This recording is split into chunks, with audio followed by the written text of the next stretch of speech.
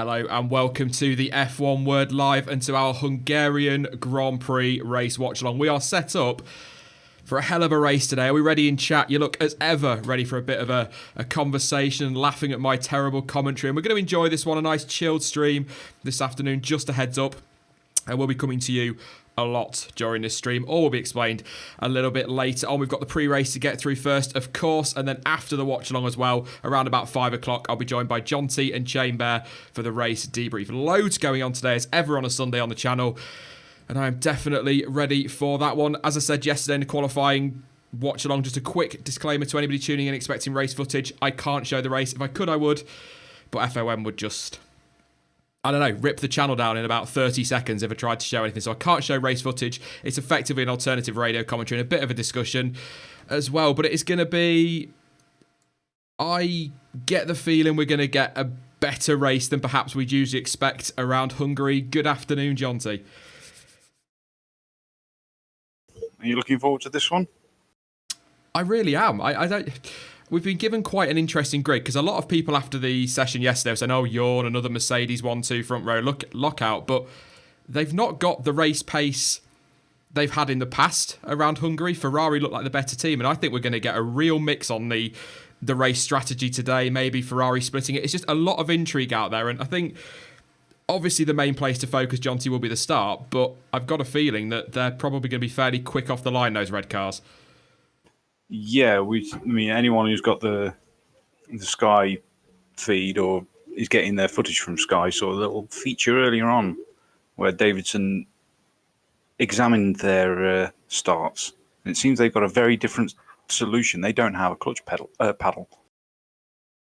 Yes, it's like a button, he was saying, wasn't it? Like just a button they release rather than a paddle, which just goes to show the fractions that teams are looking to save in terms of time, and it's making a difference. We saw at Silverstone, didn't we, how quick off the line they were, and the good starts in Germany as well. So, I mean, it is going to be a dry race, which is a shame in some respects, but it's hot as well. So yesterday we got chaos in qualifying because of the weather, whereas today it looks like we're going to get possibly a bit of drama and maybe some chaos in pit stops and whatnot and unpredictability because of blistering. Yeah, it's substantially hotter than it was during Friday practice. So we've got another situation similar to Silverstone where no one's really sure how long the tyres will last, which gives us loads of intrigue. I'm quite looking forward to that.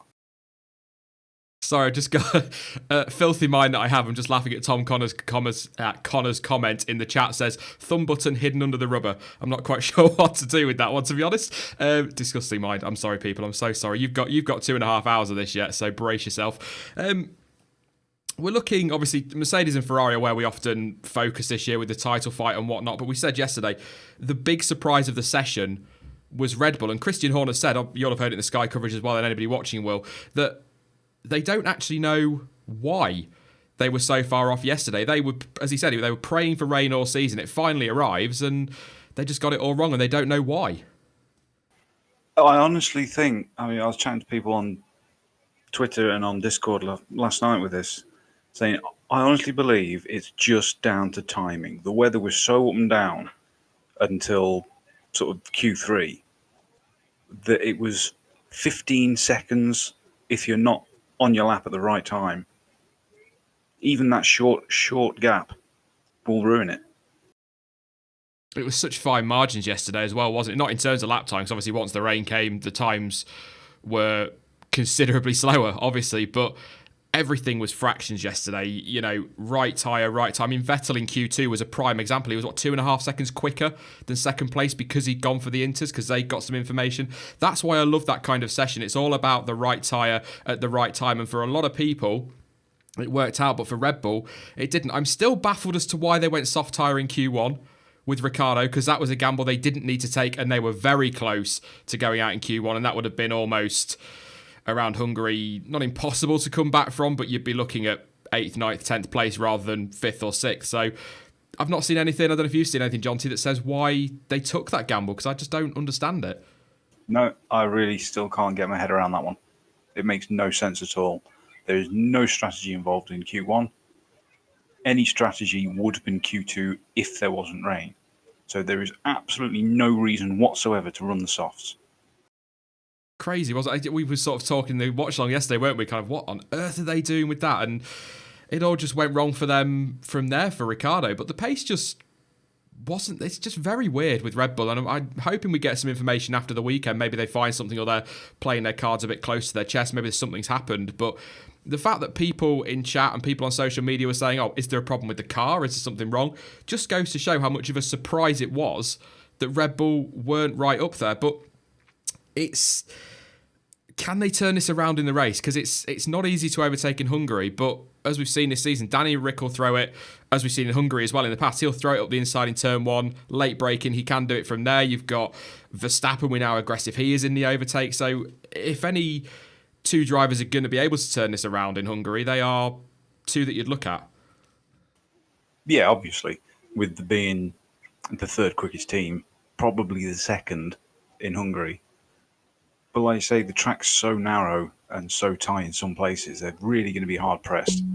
I've got a feeling we're going to see some crazy Ricciardo dive bombs today. It's just going to be, as ever, exciting watching him come back through the field, isn't it? Because you kind of, it's a little bit gutting when he misses out because he's such a nice guy and he is so popular, and when he struggles in qualifying, but because when he's out of position, you know you're going to get excitement, you know you're going to get overtaking and drama. You kind of, a little bit of you is not pleased that he's out of position, if that makes sense, but you're kind of like, okay, I can take that. Yeah, it's certainly going to be interesting. Where do you think he can get to, Ricciardo and Verstappen? Is it 5th and 6th, maybe? Both the Haas and the Renault have been showing a lot of good pace this weekend, so they might be hard pressed to crack 5 and 6 because they have that much more extra work to do. Yeah, I'm going to call 6 and 7. Yeah, I mean, like you say, the Renaults are quick, the Haas boys are quick with that Ferrari engine, but there were 3 drivers yesterday, 2 from the same team, who really stood out. And one of those who, I said in the qualifying report yesterday, was on it pretty much from the first green light in Q1, was Carlos Sainz. He's a man that there's been question marks over his future. Is he going to go to Toro Rosso? Will he go to McLaren? Will he be staying at Renault? He proved again yesterday, despite a kind of up and down season so far, that he's still got it, and again proving in the wet that he can deliver in those conditions. Really impressed with him yesterday. Yeah, it was a great race. As we've said before, I think we've said it on streams like the last 2 or 3 streams we've said that with those questions over his future, he's very much in a position where he's got to shine. He's got to really show that he's worth having in the car. And he's very much doing the right thing at the moment. He's another one as well. It's difficult to dislike. There are some drivers that have got a personality that people don't like and others who really like, but I would say you'd say Leclerc, probably Gasly, Ricciardo and Sainz, maybe even Hülkenberg, are drivers that you just can't really have any dislike for. So when they do really well, like Sainz did yesterday, you have to heap the praise on because it's great to see. Yeah, absolutely. And there's so much more emphasis on the personalities of the drivers today, with being so much more interactive by social media. They do a great job of keeping themselves just on a pleasant level. There's no drama. I'm feeling good about Sainz today. I really am. I'm not thinking, obviously, a bit of chaos maybe in turn 1, or somebody messes the strategy up, any mechanical issues for the front 4. He could be an outsider for a podium, but I think he can hang on to that 5th with the pace in that Renault. Yeah, he certainly could. I think they'll have to try and pull a different strategy. I think they'll have to try and go the soft or the medium from the start. Because, of course, everyone who got through to Q3 has free choice on tyre, thanks to the wet session. So that's going to be interesting. That's great, though. I'm quite excited for that one because it throws that strategy variant in there. You know, going into a Grand Prix knowing exactly what tyre the top 10 are starting on, to know that you've got 20 drivers who can pick any of the 3 compounds they want, it's going to be great to see the blankets come off on the grid. And I don't usually say that because it's not the most exciting time of the race, but it gives you a little bit of time to speculate, doesn't it? So really looking forward to seeing what they can do on strategy. But I mean, back to the front 4, Mercedes have got to start on Ultras surely, because them Ferraris, if they go Ultra, should get the jump off the line with that start system. It's a big gamble to go soft for Mercedes, surely. I would say so.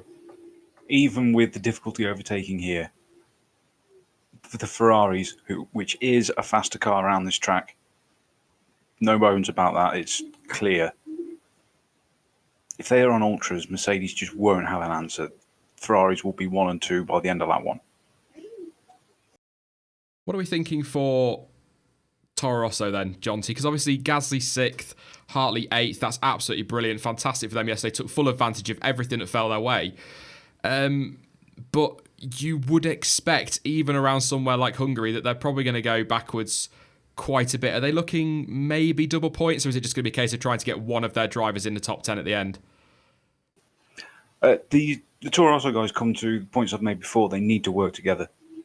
They really need to work as a team. Just drag each other around with the DRS. Keep swapping positions if they have to, like the peloton in cycling. They really need to just focus on getting maximum team points. And I think they both need to start on mediums and hope they don't get a safety car.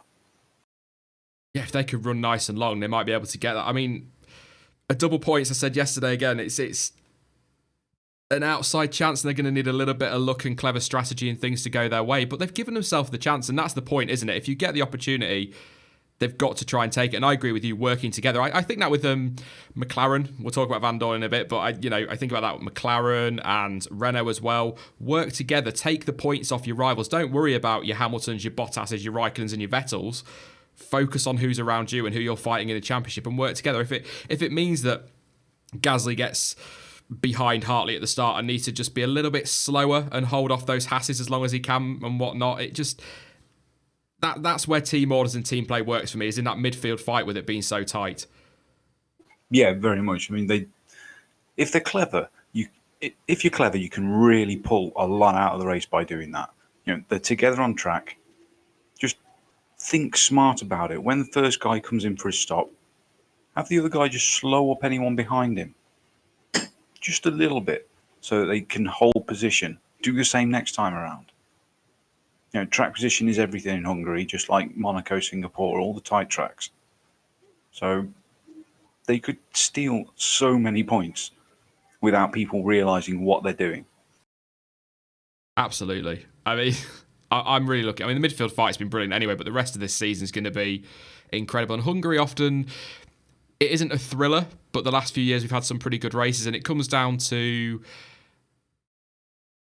going into the summer break on a high. If you're a Renault, you want to go in P4. They probably will in the championship. If you're a McLaren, you don't want to be going in P7. So do you think some of that midfield will take some bigger risks today, or do you think it's better to just go into the summer break steady rather than off the back of an accident? That's a tough one again, because you think about the Toro Rossos, like we've just mentioned, they're in a great position to just play safe and hold out for where they are. But if they did take a couple of risks, they might steal a couple of more places, get themselves another Bahrain. That's highly unlikely, but there is that chance. Do you take that chance when you're in a good position already? Have the midfield teams got enough in hand to be able to risk it? I don't think they have. It's just an intriguing side to it, isn't it, when you look at it? But in terms of, if we're feeling generous midfield, Lance Stroll, that was generous, will be starting from the pit lane today. He had to change all the spec on his front wing, didn't he, John T? He's got to start from the pit lane now. I don't know. I've not actually read too much on it because I've been trying to get the stream ready, but was that as a result of the accident that he had yesterday? Yes. It is. Yeah, I thought it might be. Yeah. He when he binned it in quali, that was the only new spec front wing they had remaining. So unfortunately, he's had to revert to the old spec front wing, which means breach of park fair, mate, start in the pit lane. I've been arguing with someone on Twitter for about the last half an hour about this because he's saying it's unfair. Rules are rules, apply to everyone. Yeah, that's a bit. Well, I don't understand why that's unfair, but individual opinion. People are entitled to their opinion, I guess. But if it happens to anybody else, they get the same treatment. So, and at the end of the day, that's a little bit disappointing for Stroll. I'm going to be as nice as I can about Williams with this one because we do get accused of a bit of Williams hate. But the thing is, he's actually one of the better starters on the grid, and he's shown that this year. So to be in the pit lane, that chance of making up positions on the first lap is gone, and that's where he often nails it in races, isn't it? Oh yeah, he's always good on that first lap. No one can deny that. And he did put in, despite the incident, he did put in a good performance in qualifying yesterday. So there'll be a bit of bill for him to swallow. It's tough as well. Sirotkin last for Williams as well. I mean, what do you make of the... Actually, I will do this. I wasn't going to, but I'm going to ask this question. What do you make of these rumours around Claire Williams? Apparently she said that she will quit the team as soon as somebody comes to her within the team and says, this is your doing, this is your fault, effectively, and you're responsible. Do you think that's the beginning of the end for her? Because that's, for me, that's not something that a team principal should ever be coming out to say. It's certainly not something a team principal should be coming out to say. However, with the difficulties Williams have got, and the silly things that we've seen come about and get popular on social media, was it Austria, maybe, where the email went around where during qualifying she was complaining to some of the people on the pit wall because they weren't wearing shirt and trousers. It's like, is that really your highest focus during a qualifying session? That it smacks to me that someone will have already come to her with concerns. See, that's not the first thing she said though. When you go back to, or that was, but when you go to Silverstone as well, on the grid they did the F1 show, and they did that little soapbox building thing, and she was one of the little pundits, if you like, that Ted Kravitz was talking to, and asked about, I think it was the soapbox that Mercedes were building, and she said, oh, maybe we can borrow that as one of our race cars. Team principal should not be coming out and saying that when they've got to be responsible for trying to keep morale up in the team. It was a joke, but when you're in the position that Williams are in, it's not the smartest of jokes. No, I mean, these people do have to remember that whilst they want to keep things a little bit light-hearted, interact with fans more, if you look at Force India and Renault in particular on Twitter, they're always active, always having a laugh with people. But there is a limit. And they really need to be aware of that limit, as this weekend has shown quite clearly. Yeah. Do we talk about Force India? Because there's been some developments, hasn't there? Sergio Perez yesterday really covering himself in a bit of glory, I suppose you could say, and defending himself, and rightly so. I said yesterday in the qualifying stream that the hate he's been getting on social media is a joke because he's done absolutely nothing wrong. And it's actually transpired that effectively he was asked to go and save the team and the 400 staff, and that's what he did by taking them to administration, because if he hadn't have done that, the team would have gone under completely. How honest do you want me to be about this? You're on the F1 word, Jonty. How honest do you expect to be? You should be completely honest, mate.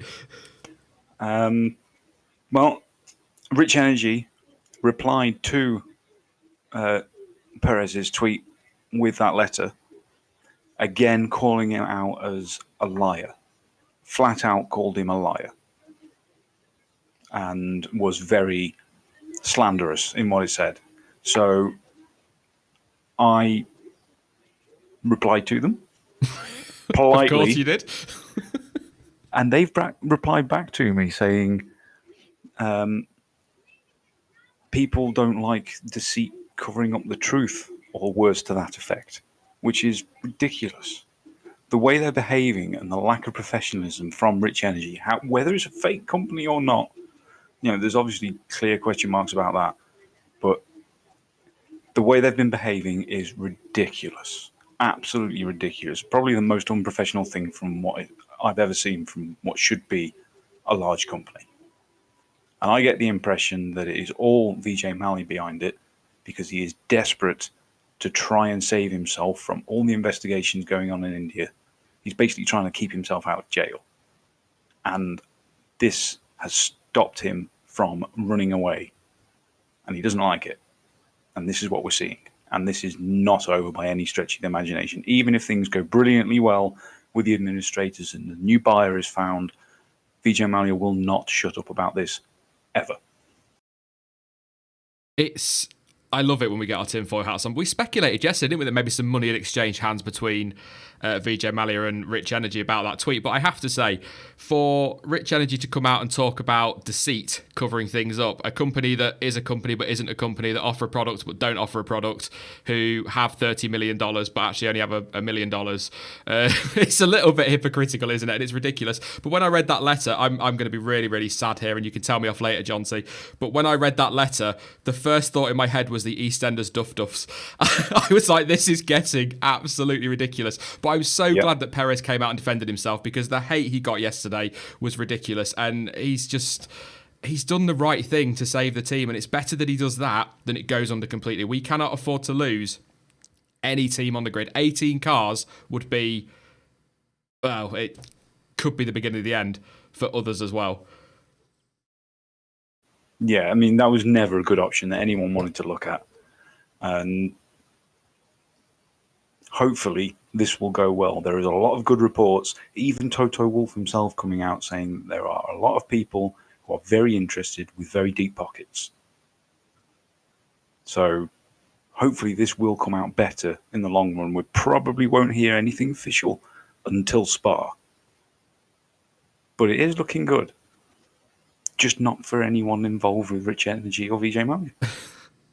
I think it will be Spa before we hear anything, really, because we've got obviously 1 week left and then everything shuts down for 2 weeks, doesn't it? So I'd be surprised if we hear anything anytime soon. But Toto Wolff has said today as well that there are a number of legitimate buyers in for Force India who understand the investment needed in Formula One and are willing to put that money in. So that's good to hear.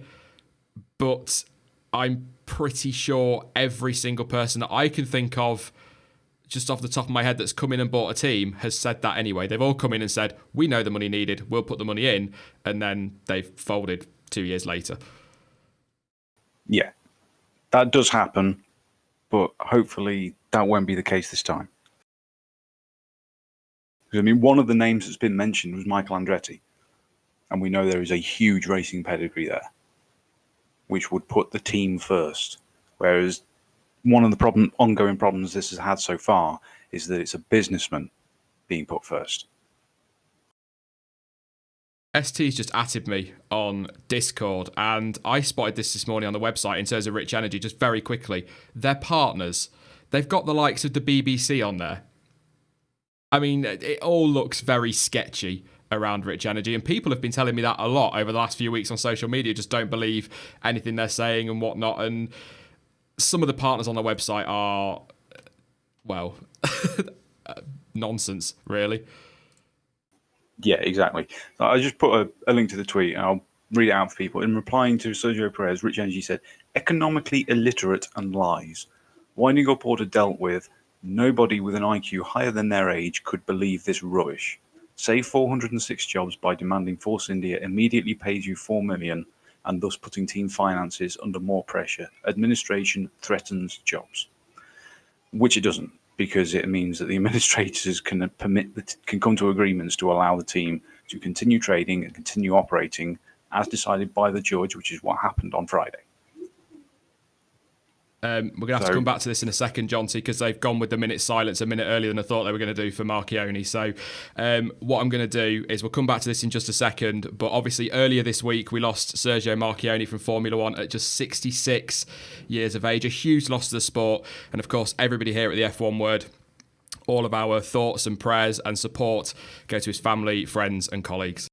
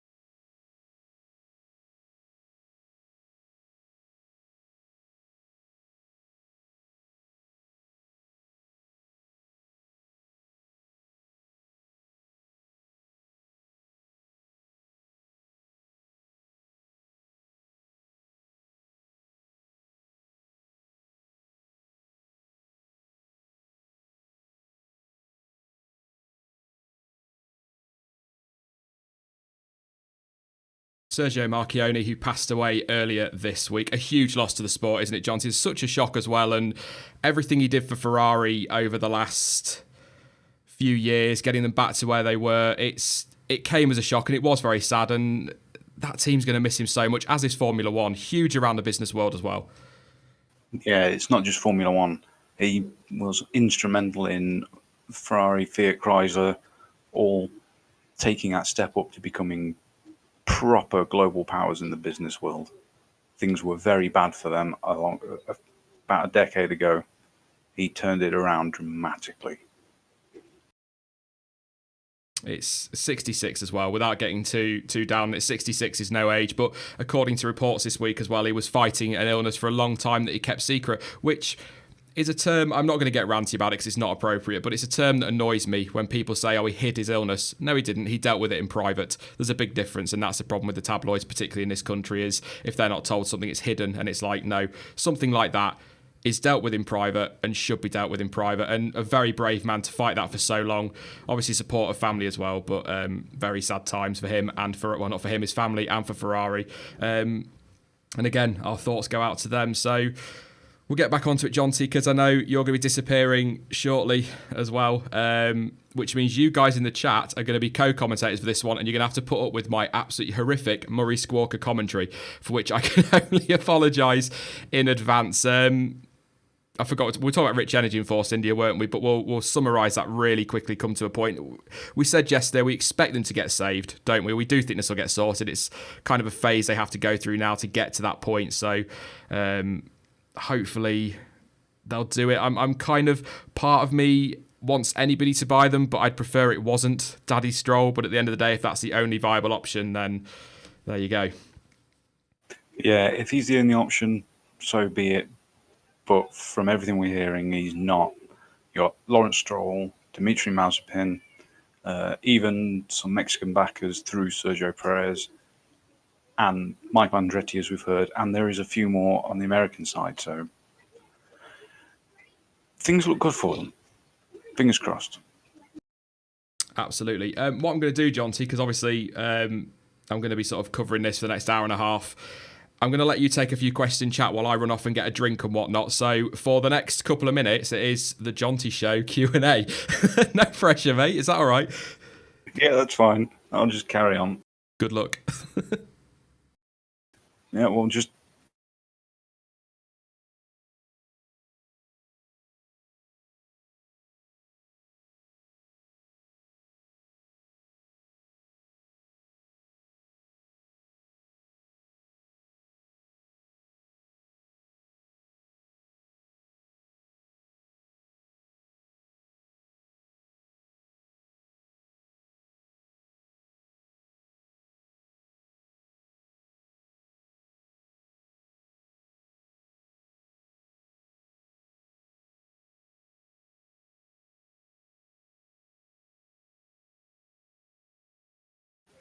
who else?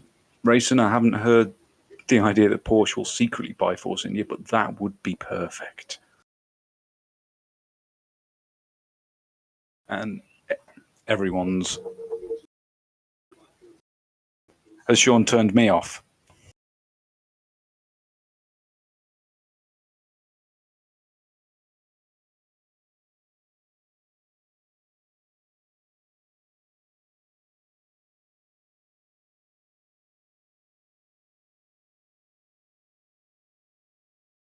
Oh, no, working now. Okay. I have no idea what happened then. Yet there is talk of Mercedes buying them. I have no idea what's going on. Why things are going in and out. Everything's on. Yeah, Sean's gone to the bathroom and to get a drink. And no, I won't be joining for the race because evidently I have some kind of issue, which I don't know what it is.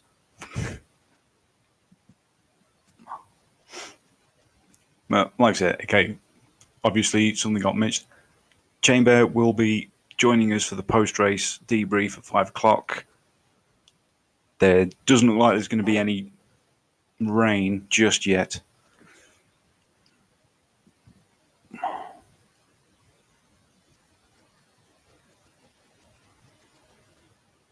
Where are the pit girls?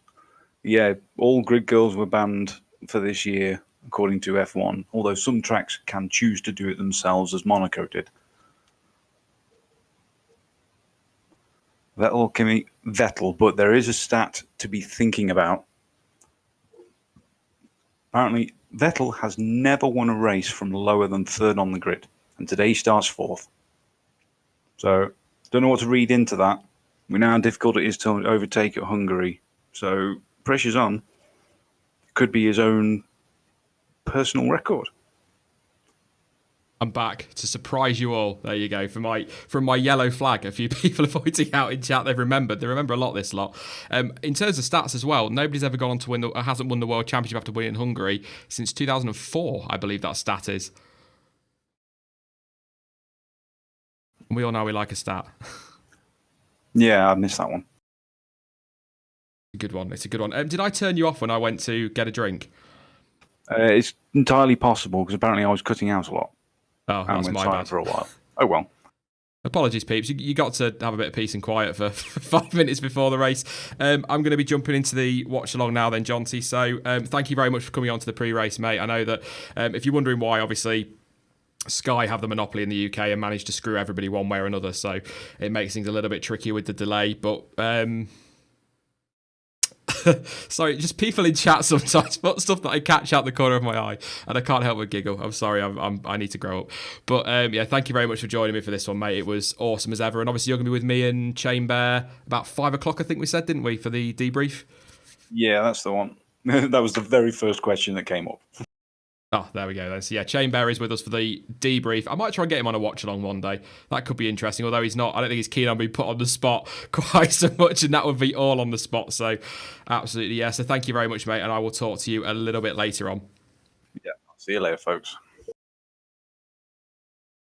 Yeah, thanks to Jonty for joining us for the pre-race. So you've got me for the next 2.5 hours, which, you know, we'll pull through it. We'll get there together. We'll be coming to you throughout the stream for chat as well to get your predictions and views and whatnot. Who do we think then, very quickly in chat? Who's going to come out on top for this race? Obviously, Hamilton on pole, Bottas second, Raikkonen third, Vettel in fourth place.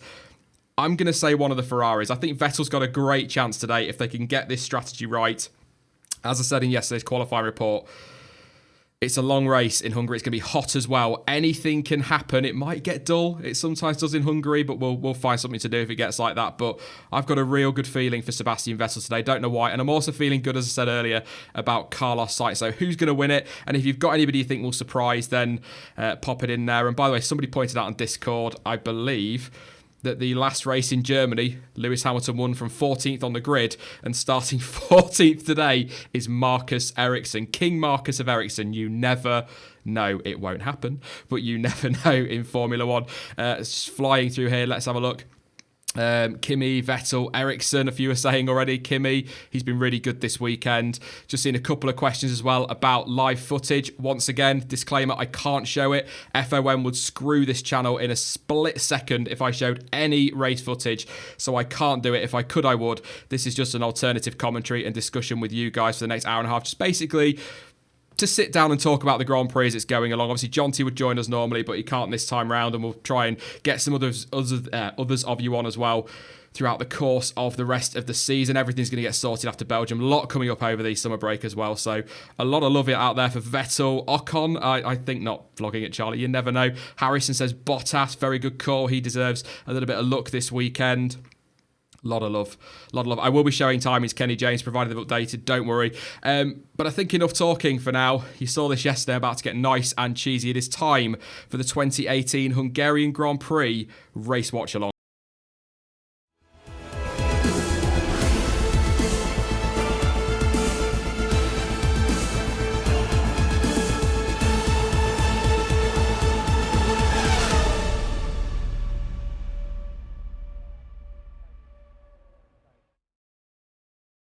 Oh, it gets better every time I see it, honestly. So yeah, they are your live timings. They are all provided once again by Planet F1. So thank you very much to the guys over there for allowing me to use them.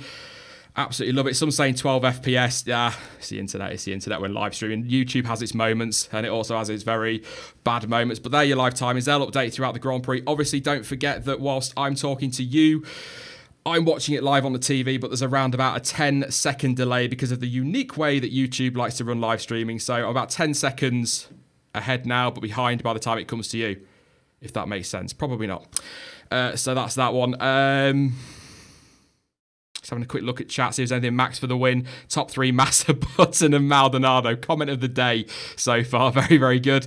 It's going to be a good one. I'm really looking forward to this. It looks like it's going to stay dry. Crofty now going bananas as he does over on Sky, so keeping an eye on that one. I'm watching it on ESPN, but when it show the F1 logo, it says Sky Sports. Yeah, I think ESPN do use the Sky Sports coverage, don't they? So you kind of understand what we're talking about. And I know I give Sky a lot of stick. I do give Sky a lot of stick, and I don't mean to, because their coverage is pretty decent. There are just some moments where I just cringe at everything they do after he just plays his nice cringy intro as well. So if you're just joining us, don't forget I can't show you any live footage from the race, unfortunately. Once again, if I absolutely could, I absolutely would, but there's no way I can do it. So it's live timing, alternative commentary. I'll come to you for discussion during the race as well. It is going to be a good race. I mean, we've been spoiled just recently, haven't we? Had a good race in Austria, good race in Silverstone as well. And we're set up here for yet another very interesting Grand Prix. It's all going to come down to strategy, but let's have a look at that grid. I have changed the background as the feedback came last week. It is Lewis Hamilton on pole from Valtteri Bottas, all Mercedes front row. Ferrari have locked out the second row with Kimi Raikkonen out qualifying Sebastian Vettel. They're going to need a big race today. Carlos Sainz and Pierre Gasly, two of the big surprises from qualifying, 5th and 6th. Verstappen only 7th, but he can do something from there with Hartley a brilliant 8th. And it's all Haas on the next row, 9th and 10th. Magnussen ahead of Grosjean. Alonso 11th. Ricciardo only in P12. It is Marcus Ericsson and Nico Hulkenberg. Hulkenberg 13th, obviously ahead of Ericsson. Stoffel Van Dorn 15th with Charles Leclerc in 16th. Disappointed with him yesterday. All Force India for 17th and 18th. And Sergei Sorokin is 19th with Lance Stroll in the pit lane. So if you missed a little bit earlier on, as I lose what I'm trying to do, there we go. If you missed it a little bit earlier on, Lance Stroll will be starting from the pit lane because of a front specification or front wing specification change, which meant he broke part firme and therefore has to start as per the rules from the pit lane. Seems unfair, but as Jonty was saying in the pre-race, it is, it is. It's just rules are rules. What can you do? That's been around for a long time. When was the part firme rules brought in? I think it was around 2003-4 times, so they've been around for a long time, and that's kind of the way it was. Races live on YouTube will be epic. I'd love that. If nothing else, I'd like F1 TV to be available in the UK just to give people the option, because once it disappears from Channel 4 at the end of this year in the UK, you're Sky or nothing, and it's not cheap. And I'm not saying F1 TV is cheap. At the end of the day, if you can't afford Sky, you probably can't go for F1 TV either, but it'd be nice to give people those options. So a little bit frustrating it's only on Sky. It's back on Channel 4 for Spa, so hopefully we'll have Jonty on for that one as well. So it's going to be... It's frustrating, and I can understand why a lot of young fans are getting a little bit miffed. You've got Liberty Media on one hand saying, we'd like to take the sport back to the fans. We want to encourage a new generation of fans, but to then take it away. I know it's not their deal. It was Marcus Ericsson's deal. It was not. It was Bernie Ecclestone's deal. That was all him. It was nothing to do with Liberty. That was in place when it took over, but it's put them in an awkward position. I'd like to think that Liberty have got the money and the know-how as well to be able to get out of that, but Alexander Cross, we get Sky Sports for half price as we only watch F1. I might try that one in the summer break, do the whole I'm leaving and then suddenly change my mind thing. You can also go on Twitch and try and find it. There'll be streams everywhere. I'm sure there'll be plenty of people in chat that are more than willing to pop a link into a stream if you can't watch the race, but I'm not going to say that. I'm not condoning illegal streams, but there are plenty out there if you go and have a look, I'm sure. But it's a little bit frustrating. Hey, I'm from Indonesia. Hello, welcome. Thank you for joining us. Let me know, actually, while the formation that's about to start, where you are watching from this afternoon. Obviously, in the UK, we're just about to hit 10 past 2. Race start not a million miles away, so ST dropping you a link there. It'd be interesting to know where you're all watching from. I'm from Lincoln in the UK. There you go. For those that were asking a little bit earlier where I'm from, it's cold as well at the moment, which is lovely. So that RC says I'm in India. You're in India, are you, RC? You're still there. Brilliant, mate. Fantastic. Germany, Canada, Scotland, Sweden, Ireland, South Australia, Denmark. Oh, South Australia, I'm jealous. The Netherlands, UK Dorset. So from people all over the place. That's fantastic to know. So a little bit more pressure on me now. 1,100 of you watching as well. So thank you very much. If you are tuning in for the first time, don't forget to hit that subscribe button, like button, and all of that jazz that YouTubers tell you to do, because we've got loads coming up today still. We've got the watch along, which we're going through now. They're just off on the formation lap. There's me, Jonty, and Chamber in the race debrief about 5 o'clock this evening. And then we've got content galore still coming over the summer break. F1 may be shutting down for 4 weeks or so, but we're not going to be doing that here at the F1 Word. So, and I've just been told by ST it's Big E's birthday as well. So happy birthday, Big E, mate. Hope you're having a good one. Race day as well. If you're going to celebrate a birthday, that's the way you do it. On a race day, absolutely. So drivers heading out now on the formation lap. They're just coming up through turn 4. What are we thinking? Do we think Ferrari can get them into turn 1, the Mercedes, or are we possibly expecting that it's going to be a bit of Mercedes domination? I don't expect Mercedes domination at all. I think this is going to be very close between that top 4. Ferrari have got some really good pace in that car. We saw it in practice, and you'd expect as well to see Red Bull be able to come through to an extent, but it's not easy to overtake. But as we were saying in the pre-race, Danny Rick not afraid to sling it up the inside, particularly in that turn 1. So great opportunity for him to maybe bring himself back through the field. It's going to be tough for Red Bull today. It's going to be tough for anybody that needs to overtake, but you'd have to say, if he gets off the line first and through that first lap unscathed, you'd have to say Lewis Hamilton's sitting pretty. Obviously can manage tyres, manage race pace, things like that. That's the way you want to be in Hungary. You want to be out front. So Scott Morgan, it was his birthday on Friday practice, so that counts. Yeah, that'll do. Yeah, absolutely, mate. Happy birthday for Friday. A bit belated, but yeah.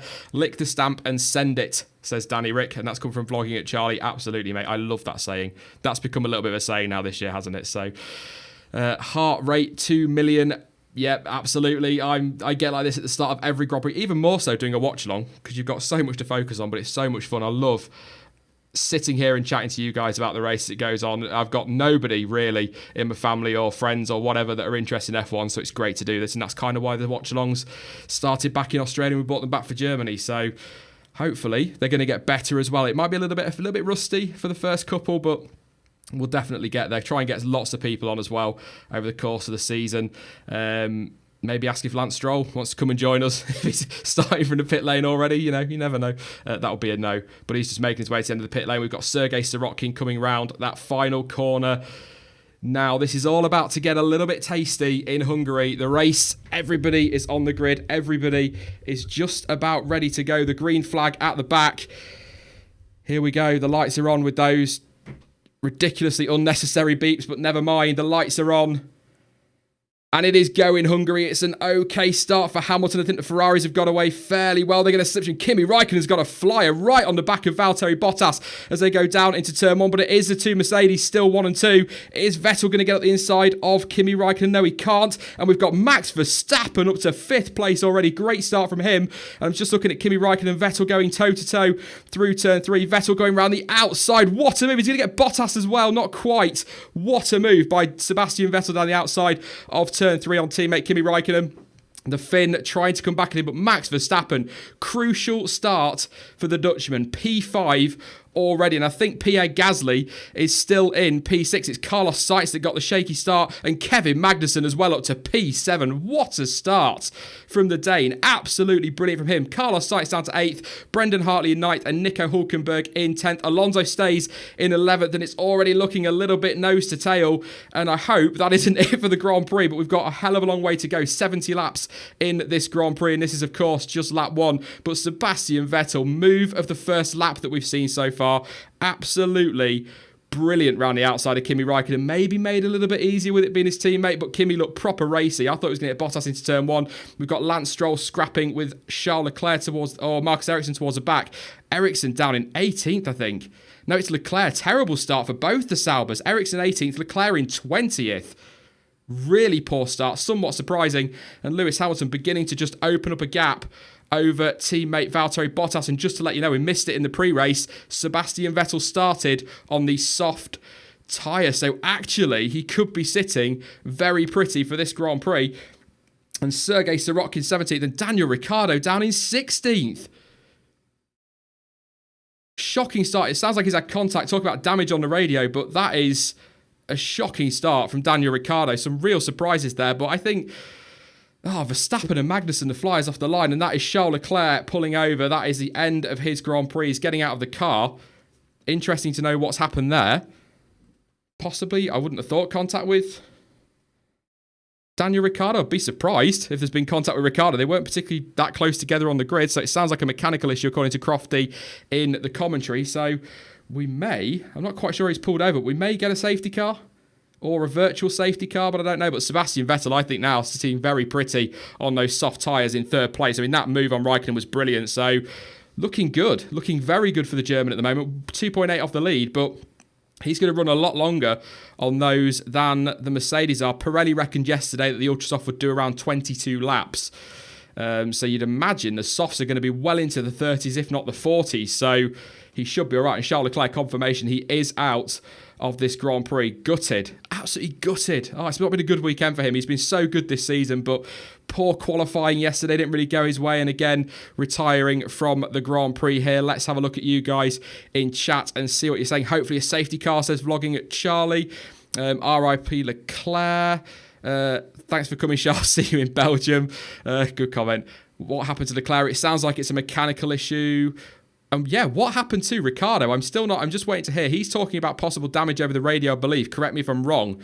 But that's not a great start. Vettel didn't get a great start. Sainz got a really good one, side by side almost. But then kind of put the squeeze on Vettel, and that took that away. So where's it all coming? Verstappen dive bombing. That is the only word for it. Dive bombing. Carlos Sainz, and that's where the start went wrong for him. He had to back out of it, and that allowed Gasly back through. Vettel down the outside on the softer, less grippy, on the harder, less grippy, soft tyres. Oh, that's a mouthful when you're trying to work that one out. He's down the outside of Kimi Raikkonen. Really good move, and I thought he did try to get round Bottas as well. I mean, he's on the outside. If he got the inside for the next corner, he would have got that done. But I'm intrigued by what happened to Sainz. Really intrigued by what happened to Sainz. So we're on board with him now, actually, brilliantly. Great timing there. Thank you very much, FOM. Really good run. And yeah, big squeeze from Vettel, but completely fine. Absolutely fine to do that. Sainz stays on the outside through turn one. Vettel's already well up the inside. Brilliant dive off. There is contact. There is contact between Verstappen and Sainz. It is just tyre war to tyre war, so no damage there. I wouldn't have thought. Oh, Ericsson, big whack on Daniel Ricciardo. That's where that concern comes from Danny Rick. And then he hits his teammate as well. What on earth is Marcus Ericsson doing on that first lap? We're on board with Daniel Ricciardo now on the field. Oh, hell of a hit. Hell of a hit. So that's why Ricciardo was asking about damage. That's, wow, and that's a really scruffy start to race for Ericsson. It looked pretty good at that point. Trying to have a look again. That is yeah, he really does hit wheel to wheel on a little bit of a jump as well on Ricciardo, and then he obviously ends up hitting his teammate, who also in turn hits Esteban Ocon, or was it was Sergio Perez, sorry. So really bad first lap for the Saubers, all over the place, smashing into everybody they possibly could. So that is why we've got two Saubers in a mess. Leclerc out of the race and Ericsson down in P18, Lance Stroll in 19th. So let's have a quick run through that order then. Let's have a look. So we've got an it's not, it's DRS enabled from race control, but Hamilton ahead of Bottas, 2.8 seconds of gap. Vettel in P3, don't forget, on those soft tyres, 4.4 seconds off the lead already. Kimi Raikkonen in 4th place, Verstappen up to 5th, Gasly in 6th, Magnussen 7th, Sainz down to 8th, but great starts there for Verstappen and Magnussen. Gasly somehow ending up where he started. And he said Rio Haryanto. I have no idea why. And he said Rio Haryanto. It's Brendan Hartley, of course, as the Ha in 9th place. It's Nico Hulkenberg 10th. Fernando Alonso in 11th. Romain Grosjean 12th. Van Dorn, good start for him, up to 13th. He needs a good race today. 14th for Ricciardo. 15th for Ocon, 16th Perez, 17th Sirotkin, as Daniel Ricciardo has a good look at Van Dorn. It is 17th for Sirotkin, 18th for Ericsson, and 19th for Lance Stroll. But at the moment, we're focused on the world feed between Ricciardo and Van Dorn. Ricciardo going down the outside in turn 3, locks a wheel, goes very wide and off track, and that's lost him that time. He's going to have to try all over again. Van Dorn keeps the position, and Danny Rick stays in a thoroughly miserable and disappointing P14. So yeah, big run wide that, and a bit of a lock-up as well, so that's cost him, but he's just having a go. DRS open, down the outside, locks up the load on that tyre, and yeah, very wide through there and gets back on, but didn't lose a position, just lost time in the end. He's going to have to try all over again, but great scrap as well going on between Alonso and Grosjean. Currently, according to the live timing there, and there it is on the feed, they are all over each other. Brilliant. Grosjean really having a go now at Alonso, but a poor start for him. He's my one to watch for the race today, so come on, Roman. Let's step it up a little bit, mate. The Force India's 15th and 16th. Miserable week for them, as we keep discussing, but they're going to try and get something out of this race. They both started on the soft tyre. No, they didn't. Ocon on the soft tyre and Perez on the ultra soft. Just having a look for surprises. Lance Stroll, understandably, starting on the medium, so he's going ridiculously long. Wouldn't be surprised if they could do race distance, but of course he's still got to make a pit stop. But it's just looking at lap times, 23.6 for Hamilton last time round, 24 flat for Bottas, 24 flat for Vettel. So at the minute, the man on the move is, and a 24 flat for Kimi as well. So very even between Bottas, Vettel and Raikkonen.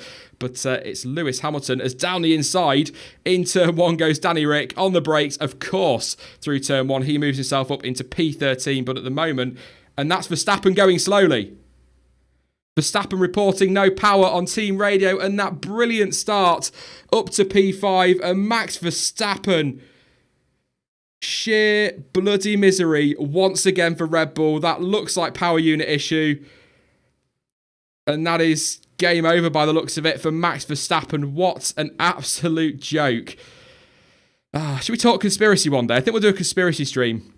Maybe during the summer about how these keep happening to the Red Bulls and not to the Renaults and the McLarens. But there we go. Max Verstappen all looking very, very good, but he is out of the 2018 I'm gutted, absolutely gutted. It is a virtual safety car, and I thought he was sitting very nicely there in P5. Great start to the race. Rip fantasy, says Sword. Absolutely, I put him in my fantasy team this weekend as well, so that's not worked very well, but on board yet. That's just, no power. How frustrating, He was, he probably wasn't going to challenge for a podium today. He was looking good on pace, to be fair, to that point, but that start up to P5, that dive bomb in turn 1, all completely unnecessary in the end. It's just such a shame. Because he was one that would have come through quite nicely and would have gone very racy. To be fair, a few people really angry with Renault. I blame Red Bull cooling. Of course you would, ST. That's who you are. You'll blame anybody, but you're just like me.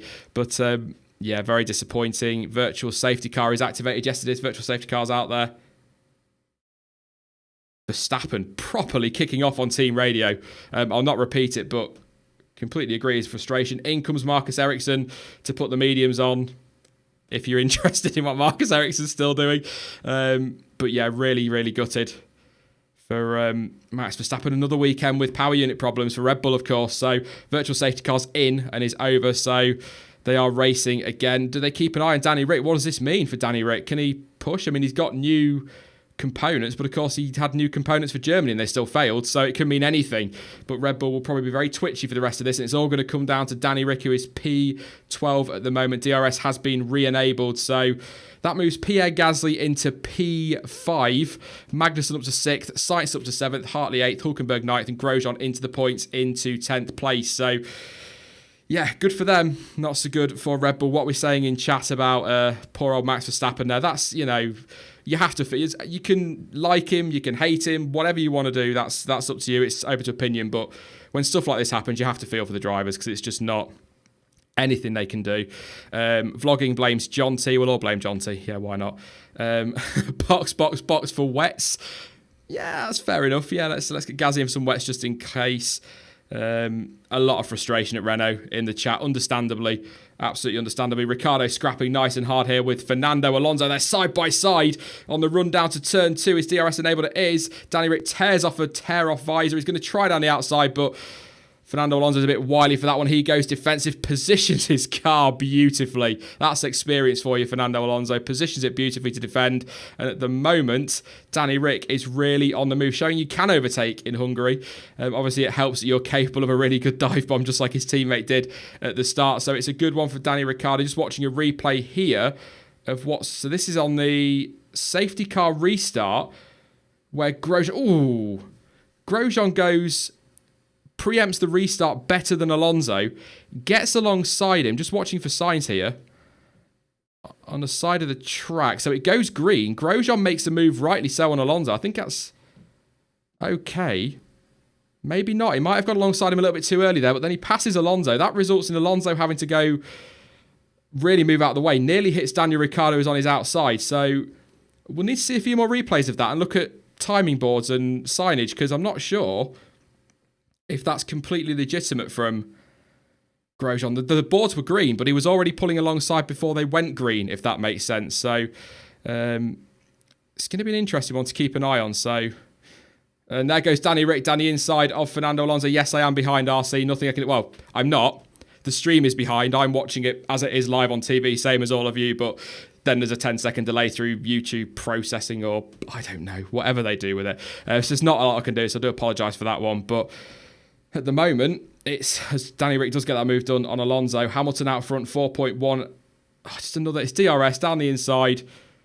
That car's running nice and low at the back, but yeah, down the inside, and yeah, just a Danny Rick move into turn one. Really good comeback at the moment for him. He is up into P11. I say, based on where he started, it's not a good comeback. He's gone from 12th to 11th, but given that it was a lot lower at one point, 16th, I believe, you know, that's pretty sound. But Lewis Hamilton out front has gone, I'm afraid. If you were hoping for a really exciting scrap for the lead, the only thing I can say really that can change that is Sebastian Vettel. He is on those soft tyres, but he's half a second a lap slower than that Mercedes. Some of that's going to come down to the tyres, of course, but Kimi Raikkonen's on the ultra soft and is a tenth a lap slower than his teammate, which again is going to come back to dirty air, I suppose. But are Ferrari costing themselves a chance here? What do you think in chat? You know, you look at, just looking at the lap times, I mean, Kimi could go past Sebastian Vettel and take the fight to them, but has he really got the pace to go after them? Merck's 1.2 seconds behind Vettel. So, I mean, there's going to be some dirty air there, but it's going to be... Yeah, just looking at the live timing, trying to work out the best way, or try and work out a way this could change, because at the moment, Hamilton 4.3 up the road, Bottas 1.9 clear of Vettel, who's 1.3 ahead of Raikkonen. The only mix in there is Vettel's tyres, but he's going to have to pick up the pace. I know there is the delta between them, but he needs to pick up some more pace. Maybe he will as we get closer to pit stops. It is only lap 10 of 70, so perhaps he'll step it up around there. Pierre Gasly's still sitting fifth. He's not going to get in that mix, obviously. But looking through the field at some proper good fights, let's see what we've got. Perez and Ocon separated by just 7.5 tenths, as they have been pretty much all season. There's not been a huge amount between them in terms of lap time and qualifying. Van Dorn somehow behind Alonso, despite his shocking qualifying. Only 1.5 seconds behind as well. Raikkonen complaining about a drinks problem. Daniel Ricciardo, he's closing in on Grosjean. I think that's the next fight we're going to get, is Grosjean versus Ricciardo, 6 tenths between them. But this is all settling down to a classic Hungarian Grand Prix, peeps, I'm afraid. It could come good. We are already 10, 11 laps in. Anything can happen. So we saw in Germany. In fact, I was trying to think of an example recently of a race that was a little bit dull, and then China wasn't. I mean, China was very much a race of two halves. Not brilliant until, as Danny Rick goes for the move, dive bomb right down the inside of Romain Grosjean. Great move. He licked that stamp and he sent it, obviously, straight down the inside. He's already up into P10 after dropping to 16th a little bit earlier on. Good comeback so far from him. He's 2.3, I believe, behind Hulkenberg, but his lap times are quicker, so it's an intriguing one. It's definitely an intriguing one. I've got a message from Jonty here somewhere. Reports on Twitter suggest Ferrari have forgot the drinks bottle. So apparently, yeah, so that... Oh, the heat as well. The heat as well, as the feed shows Verstappen returning to the paddock, but frustrating for him. But no drinks bottle in that heat is going to be an absolute killer for Kimi Raikkonen. I would not fancy that at all. I really wouldn't. Get the ice creams already. That's it. You'll need an ice cream after this race for sure. Just going to have a look at some of your comments while it all settles down. Nitro, poor Max, says Maximilian. Great name. I love the name Maximilian, or Maximus. I don't know why I'm weird like that. I can't help it. No martini for Kimi. Poor Kimi's not going to get his vodka. Yeah, I'm not going to say he's drinking in the car, but Kimi enjoys a drink, as we all do from time to time, but he obviously not when he's racing. But maybe a cup of tea in there would have been nice, I don't know. Yeah, a few people think that that's a bit funny, but it happens. It's human error. Kimi is going to have a long one, says Darth. Absolutely. I would not want that. I mean, it's hot anyway, isn't it? But it's going to be even hotter if you're racing as well. So, proper blunder there from Ferrari. Bit of a silly one as well. Rookie error in some respects. But like I say, people are human. It's human error. It's going to happen. The pit window is open for Ultrasofts, which... Given Pirelli were talking 20, or was it 22 on the softs? I might be wrong on that one, but there was talk that it was 22 laps just in the Ultras, but we're only 12 laps in and the pit window is open. I'd be surprised if any of those at the front on the Ultras come in. You might see Magnussen possibly. I'm just looking at, I mean, We were talking pre-race about Toro Rosso going backwards and not making anything up. Yes, Gasly's got a little bit of luck with Verstappen retiring to move up to 5th, but he's 7.5 seconds up the road from Kevin Magnussen, so it looks as though there is some legitimate pace in that Toro Rosso. Hartley still in 8th, only 1.5 behind Carlos Sainz, and Daniel Ricciardo already right on the back of Nico Hülkenberg. So there's some pace in that Toro Rosso. I mean, do we think he can hang on to 5th now? You know, Ricciardo's probably his biggest threat to that if he can really make light work of these Renaults, but same engine, that's not going to be quite so easy. I say that as he gets shaping up right behind Nico Hülkenberg. Gasly with a great chance of 5th, but here goes Daniel Ricciardo in the slipstream, DRS wide open. Surely he's going to throw it up the inside, late on the brakes, of course. It's just a classic Danny Rick move. He is up into P9, past Nico Hülkenberg. Next one is Brendan Hartley for him. Again, Hartley looking good on pace as well, so Toro Rosso surprising in many ways. I genuinely thought they were going to go backwards, and at the moment, Gasly has got the measure of Magnussen, and Hartley looking good in P8. If there's one man, there are 2 men on the grid today who I want to see have really good races. That is not Romain Grosjean at all, Brendan Hartley and Stoffel Van Dorn.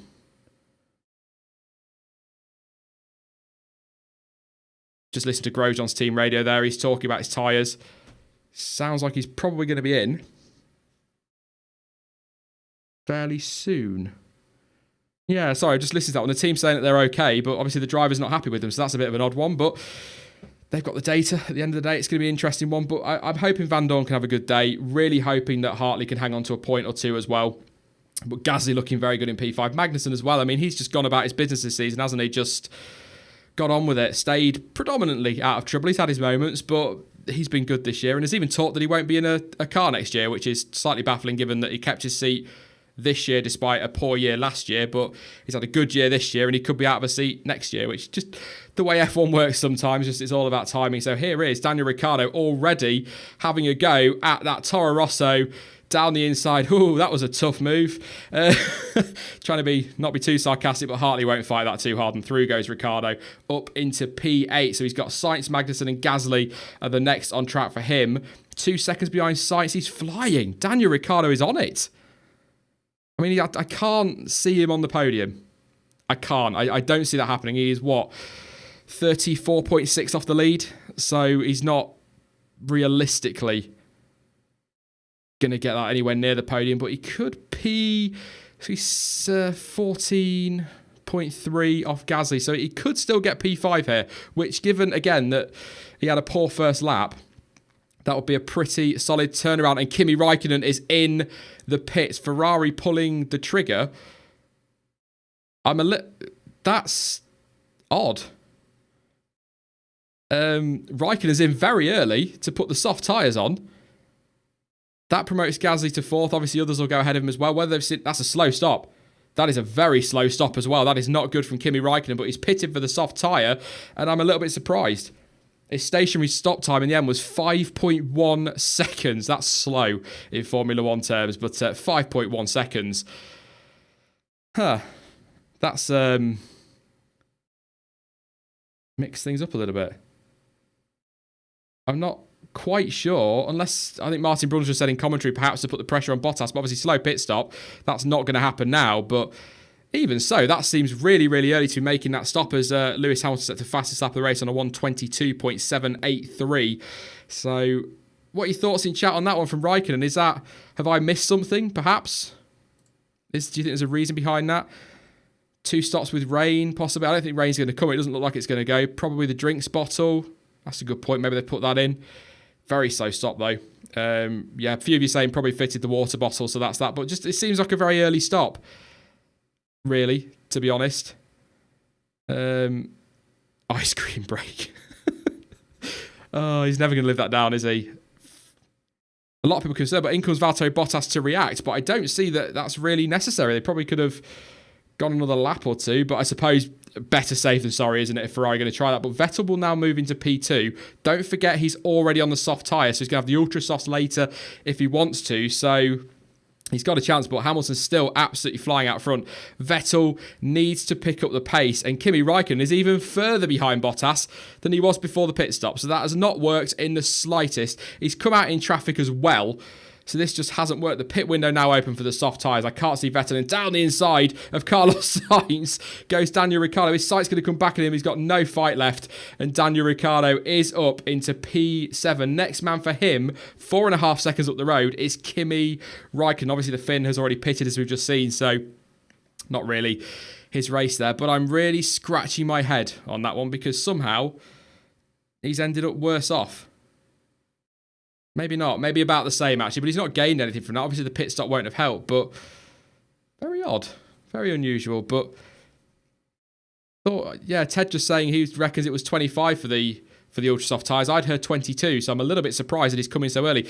Some of you saying it is because of the water bottle. That could be why. That would make sense. But just having a look at some of your comments. Rob Lowell says, flipping Renault. Where's Verstappen? Verstappen's out of the race if you're just joining us.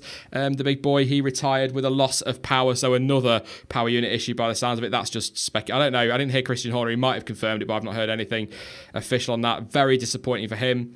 Have a bit more enthusiasm, Sean. I'm trying, but it's getting a little bit Hungary. It's getting a little bit Hungaroring at the moment, so I'll try my best to have some enthusiasm, but it's Kimi Räikkönen just easily down the inside of Kevin Magnussen, having already pitted. So Gasly is third. Gasly is P3.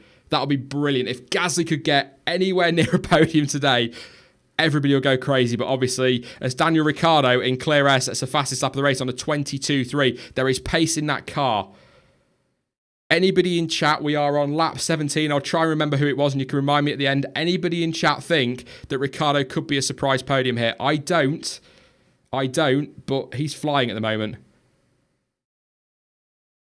Team are happy with what Hamilton's doing in terms of lap time. So, I mean, he could run as lap 22 to 25 before he's going to have to pit to get rid of those ultras. It is hotter than expected though, I suppose. So that could have a variable in there. But I think what's kind of happened here, looking at everything, with Vettel on the soft tyre being able to run longer, that early stop from Raikkonen may have been strategical in the sense that it's now pulled Bottas out of play, if that makes sense, because they've covered Kimi, and that's put Vettel ahead of him now, and he can now go after Hamilton, although his laps aren't...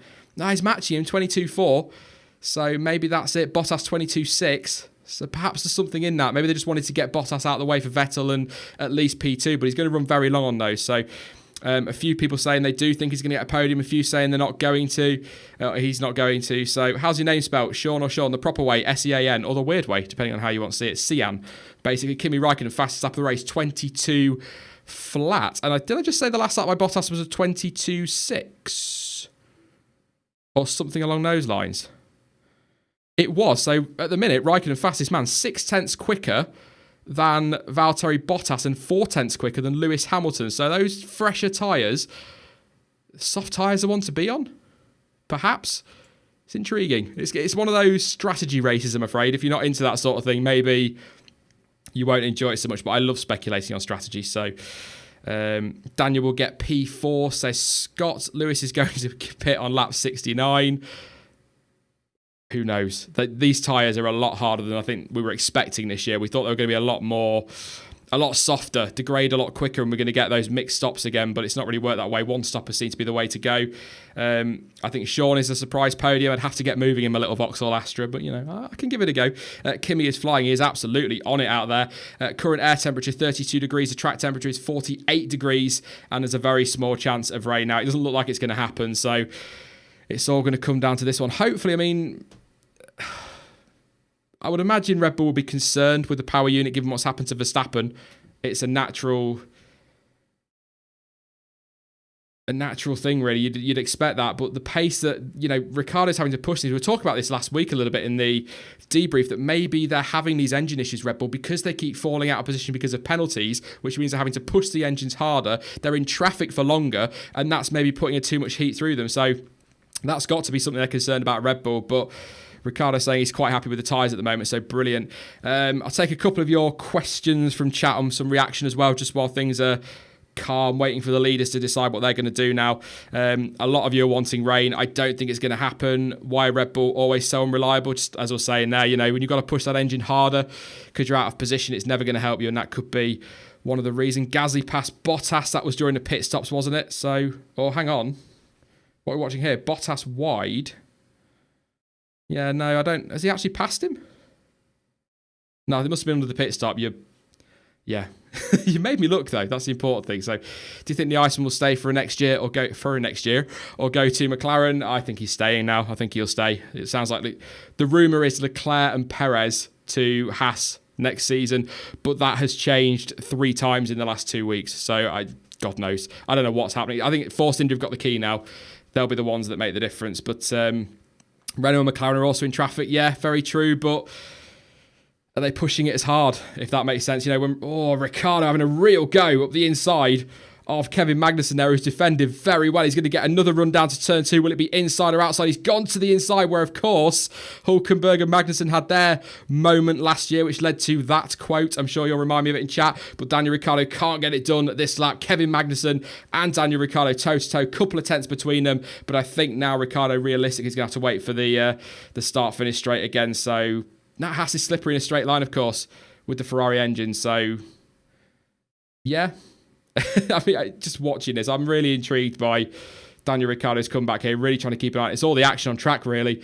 At the moment, everything's settled down through the field. If you want to know some gaps, if you haven't got the live timing there, Bottas 18.1 behind Vettel, who's 8.4 off the lead, by the way. Gasly 4.5 behind Bottas. Raikkonen 9 tenths behind Gasly. That's probably the next scrap. And Daniel Ricciardo getting another run at Magnussen. I wouldn't throw it up the inside there, Danny Rick. I really wouldn't. But the only other scraps were really Grosjean and Hülkenberg, or Hülkenberg and Grosjean, whichever way you want to look at it. Perez still 1.3 off Ocon. That's pretty much it through the field, but it's Danny Rick at the moment and Kimi Raikkonen the ones to watch. Raikkonen right on the back of Gasly. Should get that done once he gets the run. And here goes Danny Rick again, down that straight. DRS wide open for the Aussie. Is he going to lick that stamp and send it? He goes late on the brakes. Magnussen turns in, but just leaves him. Plenty of space there in the end. And Kevin Magnussen defending brilliantly. He's really impressed me this season. And now Ricciardo's going to try down the outside. And he's just right around the outside. Magnussen on the inside, though, gets a little bit of a twitch. And Daniel Ricciardo for the inside of turn 3. He gets it done. Brilliant move from the Aussie. He's so good at that sort of thing. Magnussen's going to try and come back in for turn 4. But there's no way that's going to happen. Great move. Absolutely brilliant. Want to see a replay of that, please, director? There we go. So Rick does go down the outside through turn 2. Goes very wide. And that allows Magnussen to come back at him. But that, of course, gives him the inside line for turn 3. And that is done and dusted. Danny Ricciardo up into P6. Yet to stop, of course. But a lot of the grid have the only pit stops we've had at Ericsson on the first lap. Obviously, Leclerc to retire, and then it's Raikkonen and Bottas. So Ricciardo pulling himself right into this Grand Prix. And I think those that predicted P4 might be onto something.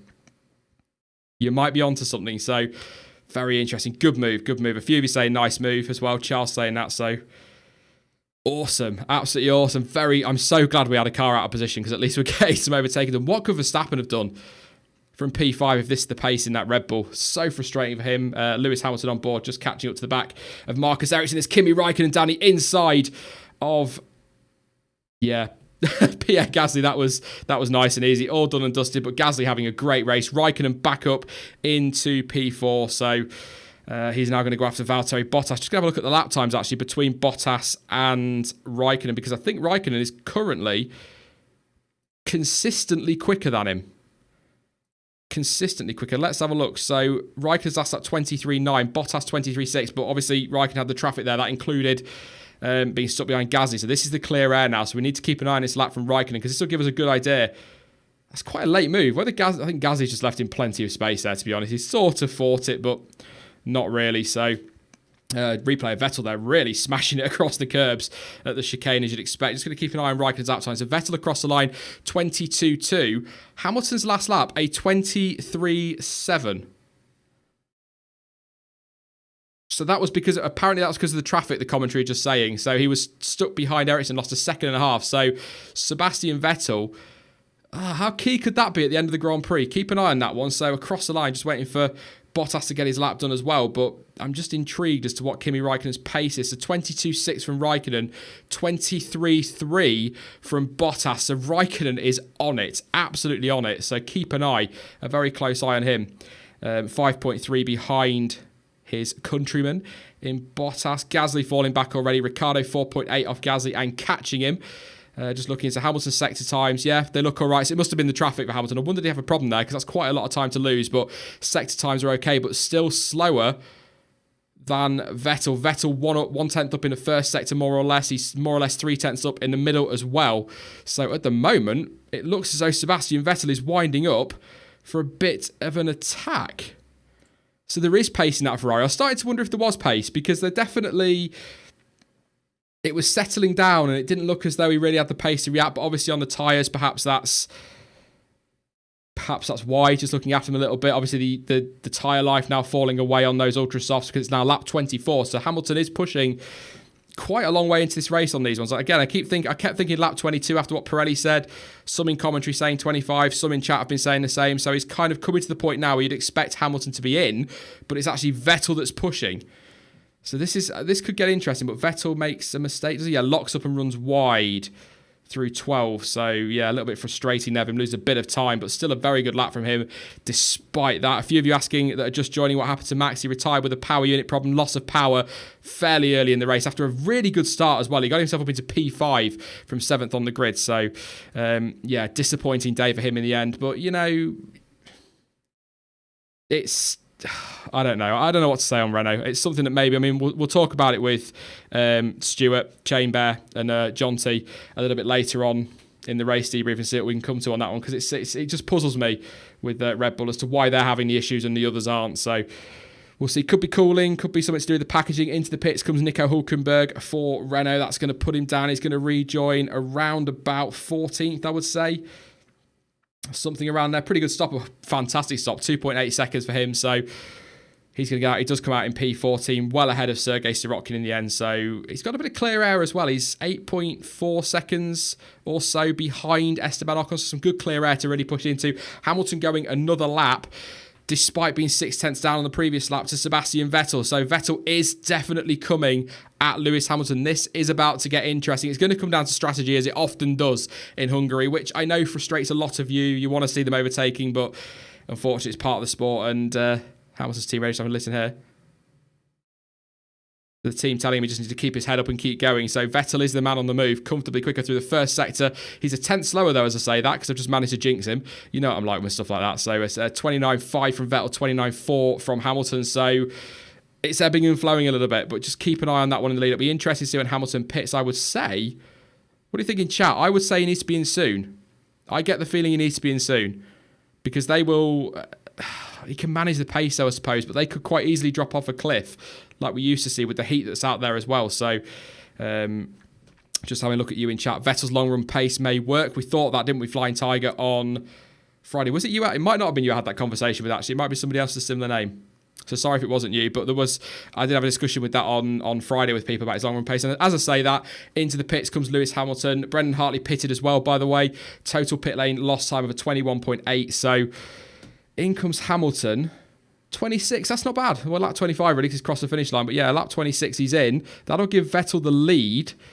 What pace has Hamilton got? Because he's going to come out in very good clear air. He's got some traffic ahead of him, but that's well up the road. So he's got clear air. He's going to have a pretty much a clear run on his outlap. Will Ferrari need to react to that? Because this could give Lewis Hamilton the win. And I tell you what, given what Mercedes expected from the weekend, that would be one hell of a save.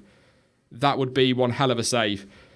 Mercedes were expecting third fastest, so possibly as low as 5th and 6th. They were really concerned about Red Bull. That's not worked out for whatever reason. They were concerned about Ferrari. The weather worked for Mercedes in qualifying, of course, and that kind of took Ferrari out of that equation then, and it's kind of worked for them. But 13.3 behind Hamilton.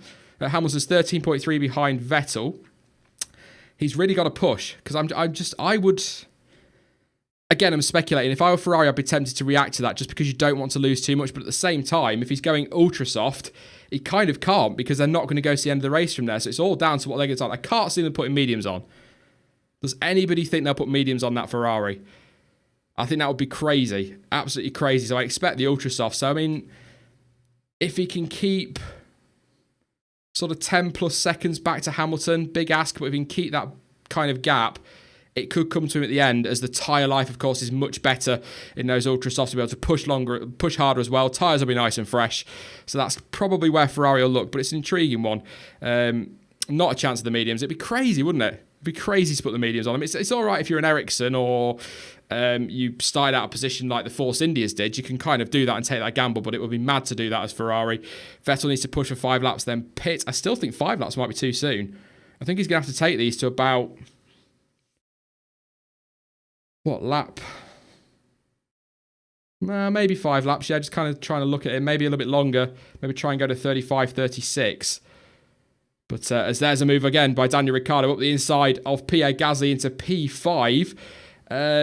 Good move from Ricciardo once again into turn 1 on that dive bomb. Not too difficult a move, but still got it done. Gasly down to 6th, Ricciardo up to 5th. I think Ricciardo would have taken that this morning, and it looks like he's on for it. It's a big ask now to get in that mix with the other guys. They've all pitted. He hasn't, so... Yeah, it's going to be intriguing. They've actually covered Hulkenberg with that as well, and it's worked out quite nicely. His pace, Ricciardo's pace is solid, 23.3, despite an overtake on that last lap. So really good from him, 7.8 behind Raikkonen. Last laps, it was a 22.4 from Vettel. His final sector, 23.4. Just wait and see what Hamilton's final sector is, because that'll be key. Middle sector, Hamilton was 4 tenths up on Sebastian Vettel and was 2 tenths up. It's the fastest... that's... Oh, I don't know. Ferrari probably need to stay out now. Keep them tyres on. I can't see anybody going 2-stop. Pirelli are fully expecting 1-stop, so I'd be surprised if we go 2-stop. You never know. As I keep saying in this, it could go either way, but... Just... Yeah, I was just looking at the times there, and Anthony Davidson saying the same in the Sky commentary, that it looks as though Vettel has jumped Valtteri Bottas, but I think he's probably going to have to get moving though. But I can't see anybody 2-stopping. But everything seemed really early, particularly for Raikkonen there. Whether it was drinks bottle related, I don't know, but it just seemed very early for Raikkonen to come in and get rid of those ultra soft tyres. So what was he, lap 12, something around there? So 10, 14 laps earlier than anybody expected. So maybe they are looking at 2-stop with Raikkonen. Just have a drink. I have a feeling this race will explode in the last 20 laps, says Charles. It's kind of got that feeling, hasn't it? Racing, if you're in chat and you're having a bit of a debate, absolutely great. If you want to send me questions, that's brilliant. But do try and keep it respectful. You can disagree, but you can still kind of be respectful with each other. It's kind of the way we deal with things. So nothing wrong with a heated argument. Just don't call somebody a... Yeah. Kimi will purposely crash out. Bottas to cause a safety car so Ferrari can pit Vettel and not lose too much. Have you got your tinfoil hat on again, Charlie? If we're being honest, I think you've got your tinfoil hat on there, mate. Leclerc got Force India'd. Yeah, that's a good point. I think he got his teammate as well. Didn't really help that one. So, split strategies for Ferrari and maybe Mercedes too. Possibly, yeah. We did speculate on that yesterday, didn't we, about them maybe splitting a tyre strategy. At the start, we were talking about that during the watch-along. So maybe that's a possibility. We need Haas-related crash again. You love your conspiracies, you. Like, you're worse than me and Jonty when we get going. Will Kimi get his ice cream? I'm sure he will. Bottas needs to push so he gets in front of Vettel, says Racing. Absolutely agree. It looks at the minute as though Vettel might have him, but Bottas should have the fresher tyre. Well, he has got the fresher tyre, so should be able to really, really pick up the pace and take that to Sebastian Vettel. But at the moment, it is definitely looking very good for Lewis Hamilton and Sebastian Vettel for a 1-2 in that order, but I'm not in that order, sorry. Actually, yes, Hamilton from Vettel. I can't see Vettel... He's going to have the fresher tyres at the end. This is where I'm kind of a little bit stuck at the moment. He's going to have the fresher tyres at the end, probably a fresh set of ultras as well. So he's going to be able to go aggressive, but is the pace there? Is the pace there in that Ferrari to be able to, enough of pace just to get to the back of that Mercedes and make the move? It'd be brilliant for us to watch and great to be going over on this watch along to see those two fighting for the lead right before the summer break. It will set us up beautifully. So it's 13-1 the gap. So it's not as though Vettel's not struggling for pace here, despite the fact that Hamilton's got those fresher tyres. Has he just been managing everything? Is that what Vettel's been doing in third place and then eventually second place? Just managing everything, because the gap is actually... The last lap, Sebastian Vettel 22.6 on 29 lap old soft tyres. Lewis Hamilton on a 22.8 only is 2 tenths slower on much fresher tyres. So I've got a feeling, Vettel might have played this very, very smart early in the race. Just look after everything, make it work. Damn, my stream has died. Sorry to hear that, mate. Vettel is actually gaining. He's building a gap. He's building a gap. So this is intriguing. Conspiracy theory. Ericsson is Maldonado in disguise. He looked a bit like it today, didn't he? No one who won the Hungarian Grand Prix won the World Championship in the same year since 2004. That's right. I loved that stat. If you're a long-term viewer of the channel, you know how much I love a stat. And that is a great stat as well. I've got some good ones written down that I'm going to save up for over the summer break and whatnot for Belgium to throw at you, because some good ones. And Vettel's flying. 14.4 the gap now to Hamilton is the lap times at the moment, I would argue. I think Vettel has just been looking after things and managing things. 22.5, placed 23.7 on that last lap. So Sebastian Vettel is absolutely flying. This can't be tyre related. Surely this has got to be just legitimate pace in that Ferrari that we saw on Friday. And this is what Mercedes were concerned about coming into this weekend. So it looks at the moment as Raikkonen also catching Bottas quite nicely as well. Couple of tenths up a lap. So it's looking good for Ferrari here. 1-2, no. But 1-3 could well happen here. But I think a few of you in chat saying about the split strategy with the Mercedes and the Ferrari, I think you're probably right with that one. So, yeah, a few people just asking about why I'm not showing race footage as well. Once again, just a reminder, I can't copyright, FOM. Yeah, they'd screw me in a second and I'd lose, 13 months worth of hard work that's gone into the channel in about 15 seconds. So I can't do that. If I could, I would. But maybe in the future, I'll be able to strike a deal, Sky style, with my billions of YouTube dollars that racing seems to think I have, and get a deal done. I doubt it, and probably never know, but, you know, I can't. So it's all timing provided by the guys over at Planet F1. Once again, thank you very much for them. Links to them in the description as well. Do check them out. And I do use them quite a lot as well for source material for the news roundup. So great. I love it over there because it is just straight to the point. There's no BS. You don't get 25 paragraphs for a 3-line story. Basically, there you go. Like when I ramble on like that for like way too long, and I kind of probably stopped 10 minutes ago. But anyway, just looking at lap times again, Vettel definitely the man on the move, but Hamilton's matched him on that lap. But the gap is still 14.5 seconds. So when they came out, that's the second he's gained through the pit stops, Sebastian Vettel, and Raikkonen really catching Bottas as well. 8 tenths quicker on that last lap. The gap is just about a second. So that is the scrap now. Daniel Ricciardo also 22.6. He's quicker than both Ferraris and both Mercedes. What could he have done if he'd had a better qualifying and things had gone his way? As Kevin Magnussen finally pits to get rid of those ultra soft tyres. Those that haven't stopped at the moment, if you're interested, Sebastian Vettel's yet to stop. Daniel Ricciardo as well. Kevin Magnussen's just coming in. Pierre Gasly is yet to stop. Van Dorn, P8, is yet to stop. Alonso, P7, yet to stop.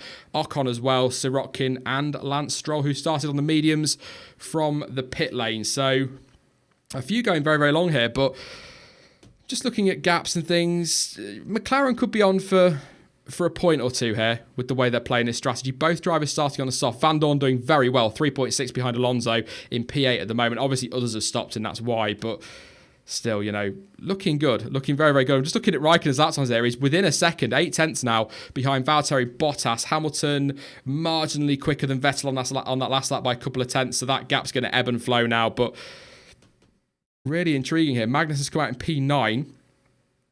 In clear air as well, 6.6 behind Van Dorn. And there we go. We've got some traffic for Bottas and Raikkonen here they need to clear past that Sauber of Ericsson, which, funnily enough, got well out of the way of the Mercedes, but didn't really jump out of the way of the Ferrari quite as early as I thought he might. I thought he might have gone into the runoff area, but he didn't. But there goes Raikkonen. The gap has gone up a little bit now because of that traffic, 1.1 seconds. But Kimi on the move here. Looking good here for at least a double podium for Ferrari, if not a 1-3. If Vettel can keep that pace up, although Hamilton beginning to now step it up a little bit. They matched each other in the first sector. Vettel 30 flat in the middle. Just waiting to see what Hamilton does as he goes through. So it's an intriguing one, this one. I've got a feeling that, yeah, 29.7, so Hamilton is on the move, but Vettel, with that pace, could well see the race come to him towards the end. What do you think in chat? Can Vettel win this? Are we asking too much for a scrap between those two for the win right before the summer break to get us all overly excited ahead of Belgium? What are we expecting? 70s, 30-second lead, he does, but, you know, comes out 15 seconds behind Hamilton, fresher tyres on that pace as well, the ultra softs. He can take the fight to him, but it's a big ask. It's a big ask, but he can win it. Of course he can, but it's possibly we're asking a little bit too much, but you never know. A lot of you saying he can't. Some of you saying that he can. Anyone got a stream? I'm sure I've got a moderator from Norway that can help you out there. Darth wants Seb to win. You'll probably tell from a profile picture that she'd like Sebastian to win. No, we can't. Gasly, 33 laps on the Ultra Softs. Yeah, he's gone a very long way on those and looking very good. He's looking good at the moment. He's going to get points today, unless something goes horribly wrong. I'm going to knock on wood for him because you know how much I tend to jinx things. Gasly pitted and remained 6th. Did he just pit? Have I just missed that? Sorry, I've got 3 screens open here trying to watch everything. He did pit and rejoin in P6, so he's looking very, very good, Pierre Gasly, for a 6th place finish. Really impressive from him today. I was not expecting that. I know there is some fortune in there, but as I said, after Verstappen pitted, he's still got the pace. He's still got the pace, and he was showing that. He was pulling away from Magnussen very nicely, so really impressed with Gasly today. I agree with your point, but Toro Rosso also not a good car to get podium finish. Even Toro Rosso powered by Honda engines. Yeah, I don't see him on the podium today. He's got a chance of good points, but if there's a little bit of chaos ahead, you never know, some reliability issues, anything like that, it can happen. So get himself in that position. If he can kind of keep himself as close as possible to Ricciardo, you never know, but I can't see that. Gasly could do well with a safety car, absolutely. Top 6 crash, Alonso wins. Are you an Alonso fan? Nitro. Possibly. Hammer Time says Le Beautiful. I don't know. I never met you. But Hamilton tyres look crap, apparently, according to MJ Shadows. Yeah, I mean, I'm just intrigued as to how far these guys can go on the softs that haven't pitted yet. But has Ocon pitted is one of the questions. I can tell you that from my timing screen. Esteban Ocon has not pitted. No, he hasn't. He hasn't pitted. His lap times aren't bad either. He's got Carlos Sainz right behind him. 24.6 the last lap for Ocon, 24.8 for Sainz. So they're pretty close on track, but he's not pitted in P10. So he is going to fall backwards. But again, we know from historically, don't we? You know, Sauber and Force India are 2 teams, and there are many that can, but they are 2 teams that historically have always done very well on looking after their tyres and running long in races. So it looks pretty impressive. They've got a great chance here. They've got a great chance of possibly nicking a point if they can run as long as possible on these, because I'm not convinced. I think Bottas is going to have to stop again, and the same with Raikkonen. I will be really surprised. Everybody's going to look at Vettel, because if you think Raikkonen pitted, was it around lap 12-ish, somewhere around there, and then obviously you had Bottas react a lap later, and then Hamilton went to like lap 26. So there's a big gap there. So everyone's going to be watching Vettel now, because if he can go lap 50 or lap 55, then maybe Bottas and Raikkonen can get to the end. But I would be surprised if they don't pit again, which could, I didn't mean to go that high pitched, but it could very well maybe just possibly go in Daniel Ricciardo's favour there. He might be able to take the fight to them for sort of 3rd and 4th towards the end of the race. Big ask. Pierre Gasly 23.1 on that lap, 1.4 seconds quicker than race leader Sebastian Vettel. Bloody good lap there from Pierre Gasly, and the gap now at the front is down to 11.6, but I think Vettel will be fairly happy with that at the moment, but he's got to pick the speed up or he's going to have to pit, because that gap, 10 seconds I think would be the minimum it needs to be. But he's in a hell of a lot of traffic here, Sebastian Vettel, and nobody jumping out of the way. But just to give you a rough idea, if you are new to Formula One, of the shape of Formula One and the frustration that Jonty and I and many people we've had on streams with us before feel about the sport, Sebastian Vettel has just lapped Carlos Sainz, who started P5 on the grid and is currently P11. Yes, they've pitted, but chances are he probably have lapped them anyway this race, so just a little bit frustrating. But I'm not going to rant, don't worry. I'm not going to go on a rant about it, but just a minor frustration of mine. So blue flag song, absolutely ST, definitely should have been getting out of the way. That's probably where that lap time's come from and the difference. So gap to Bottas is more important. It is, but I think he's got Bottas, mate. I genuinely think he's got Bottas. I would be surprised if... What did we say? 21.8 was a pit lane loss for Brendan Hartley a little bit earlier, and the gap back to Bottas is 22.8. So, and Vettel lost best part of 2 seconds almost on that lap, 1.8-ish, because of the traffic he's in. So this next lap is important for Vettel. First sector 29.3, Bottas 29.2. So I think he's just about... It's going to be close. It is going to be close looking at that now. Thank you for pointing that and just reminding me on that. But that is going to be close. But I think he's got Bottas, because I still think he's got to pit again. My brain won't let me accept that Bottas and Raikkonen can get to the end in this heat on those tyres. But I've been wrong a lot. this season on strategy, you may have noticed, and on predictions as well. I get a lot of stick from predictions because they are generally terrible. I jinx people's favourite drivers, but yeah, that's the way it goes. Cars make so much difference. 4 drivers can win championships, 6 can win races. 2 of those are designated number 2 drivers and aren't allowed to really compete. I'll let you guys answer that one in chat. It's a fair point. There's a lot of opinion in Formula 1. That's why I started this channel up and I love it. And that's a very good point made there. You're doing great. Thank you. Trying to hang on as best I can. Trying to give you as much information. I've got the TV on. I've got 2 sets of headphones on. I've got live timing, you guys as well, and the stream to keep an eye on. So try my best to keep on top of it all. But yeah, John T, hopefully, all being well, because it's on Channel 4 next week, will be able to join me for the race watch along for Spa. So all should be good there, but we're doing all right. 1.5k. Don't freak out. Don't freak out. Yes. Is that highest ever views on the live stream? ST, you're usually on top of that, mate. So if it is, thank you very much for tuning in. If you are new here, don't forget to smash that subscribe button because we've got the race debrief coming up at 5 o'clock with myself, John T, and Chainbear. Once again, you loved having him on last week. It was brilliant. Loved last week's streaming. Race review tomorrow. So much coming up over the next week and through the summer break as well. I will not be deserting you like Formula 1 does. We got through the winter, so I'm sure we'll get through 4 weeks between us. So yes, make sure you smash that subscribe button. If you are enjoying the stream, do hit that like button. And if you do want to drop the stream a dislike because you don't like it, that's fine. But don't dislike it because I'm not showing the live feed, because that's just ridiculous, because I can't show the live feed without copyright strike. So sharing 4 weeks. Who do you think will win the championship? I'm going to do a video on that during the summer break. I predicted Vettel at the start of the season. In fact, I predicted it in January and then predicted it again in March, and I will stand by that now. I think Ferrari got the pace, and Ferrari in the pit lane with a fresh set of soft tyres. And it's Raikkonen, so there you go. Second stop for Kimi Raikkonen. So Raikkonen's pitted twice. Vettel hasn't pitted once. It is a fresh set of softs for the Finn. I thought they were going to come in and confirm a 2-stop for Vettel there, but in comes Kimi Raikkonen, and that is going to put Valtteri Bottas under some big pressure. But having said that, Bottas just goes through and sets the fastest lap of the race. So this is just starting to turn Mercedes' way a little bit, but Raikkonen's going to be super quick on those fresh tyres. The gap between Vettel and Bottas is 20.6 seconds. He needs 1.2 seconds-ish here, Vettel, if he can keep that gap to Bottas. But I still think Bottas will have to pit again. And I'm now thinking, there's a used set of softs as well on the Ferrari. It is, according to, yeah, it is used set of softs, which is very odd. So surprised to see him in that early for a second time. And in comes Sebastian Vettel finally to the pit lane. This has got to be ultra softs. Can you do ultras to the end of the race? 30 laps? Should be able to. If Hamilton did 26, I'd be surprised if it's anything other than ultra softs. Maybe mediums, but I think that's too much. She's going to lose too much time there. So in he comes. Hamilton retakes the lead. It is the ultra softs for Vettel. And it's a very slow stop as well on that left front. That is a long stop for Vettel, 4.2 seconds. I can't believe I'm calling 4.2 seconds a long stop, but in the grand scheme of Formula 1, that is very costly, and pit stops could have cost Ferrari big time today, and it has cost him in the fight with Valtteri Bottas. Vettel behind the Finn.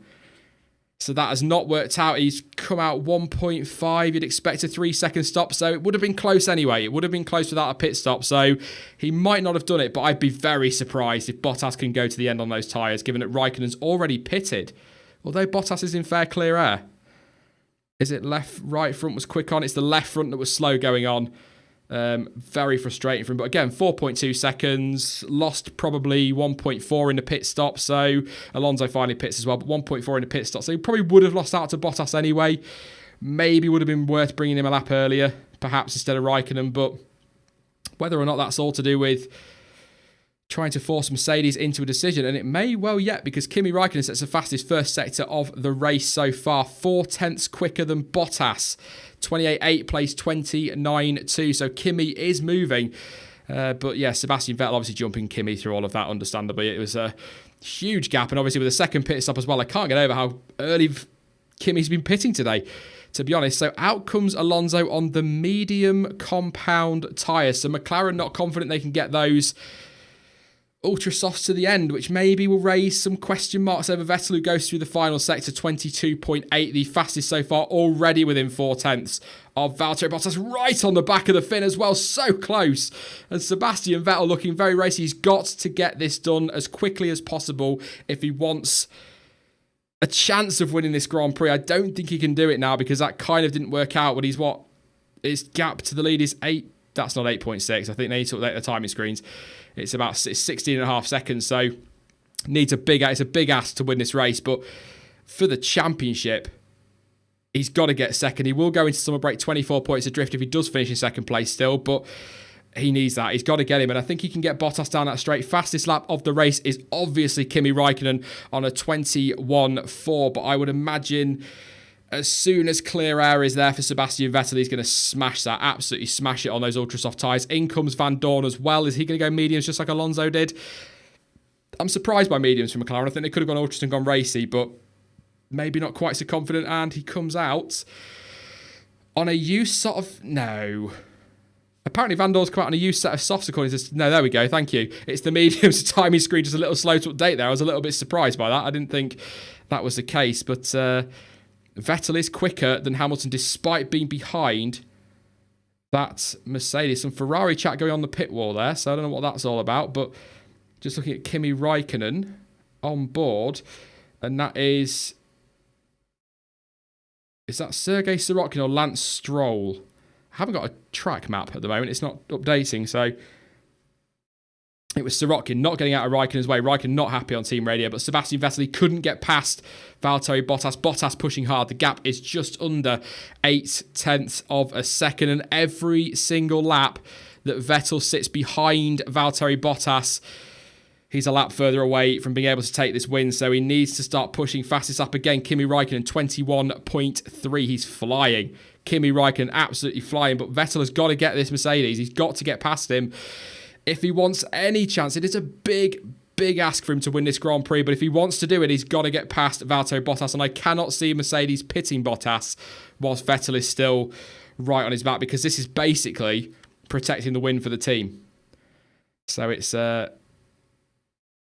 This is... Yeah, I mean... Just kind of looking at this, there is some traffic ahead of him which could come into play. Is Bottas within a second of that traffic as well? He might get DRS to defend here as well. So at the moment, Bottas doing really well to keep that gap to Vettel at around 0.8 to a second. So definitely DRS available for Vettel, understandably, but he's not quick enough and a little bit all over the place on those ultra softs as well. I think Martin Brundle just said the same on commentary there, and sort of all over the road a little bit. So whether there's anything to read into that, I doubt it. Maybe just... getting what's temperature. It is hot, so possibly not, but this is intriguing. But he's got to get past Bottas. He's got to get past that Mercedes if he wants any chance of taking the fight to Hamilton, because at the minute this is going only one way. But despite the traffic, Bottas and Vettel still quicker than Hamilton by a couple of tenths up front. Is he just looking after those tyres as best he can? One man who is not taking it easy looking after his tyres is Kimi Raikkonen, 21.2 at the moment. I'm still not quite sure why McLaren went mediums, but there'll be a reason. But I have to point this out. Carlos Sainz is P10, qualified P5. Fernando Alonso 8th and Van Dorn 9th. They've all pitted, so somehow McLaren have been able to jump Carlos Sainz, who started 5th. Pierre Gasly still running in a very good 6th place, 11 seconds ahead of Kevin Magnussen in 7th place as well. So it's, Ricciardo P4 yet to stop. Is he the only man yet to stop? No, Stroll yet to stop as well, obviously, because he started in the pit lane on those medium tyres, so he can go quite a way. Sebastian Vettel just coming out from behind Bottas rather than tucking in temperatures, maybe, looking after those tyres best he can. There is definite traffic there, holding up Bottas big time, that Toro Rosso, big time. But just looking at Ferrari on a slow-mo, I don't know if they're focusing on anything in particular, probably just a classic F1 slow-mo replay there, but I'm not quite sure. Do we think... Has that pit stop cost Vettel a chance of this win? Let me know what you think in chat, because he's behind Bottas. He's losing... He's catching Hamilton, but not by as much as he would in clear air. So he's kind of still effectively losing time, if that makes sense. Does that make sense? Possibly. As in, he would be quicker if he was ahead of Bottas. So he's kind of not going as quick as he could. So can't put the race on the screen. The channel would come down in 15 seconds. Yep, thank you for just reminding people of that one, mate. A safety car now would cause chaos. Absolutely. Sorry, just listen to team radio there. Anyway, Yeah, it cost Vettel. When is Rick pitting? No idea. He may not. I mean, he'd get a black flag. I think you get disqualified instantly, don't you, if you don't pit? I don't think it's a time penalty for that. So Vettel is losing tyres right now, more so than time. Absolutely great point racing, as ever, of course. A great point from racing there. It's costing him dear here. It really is. And I think...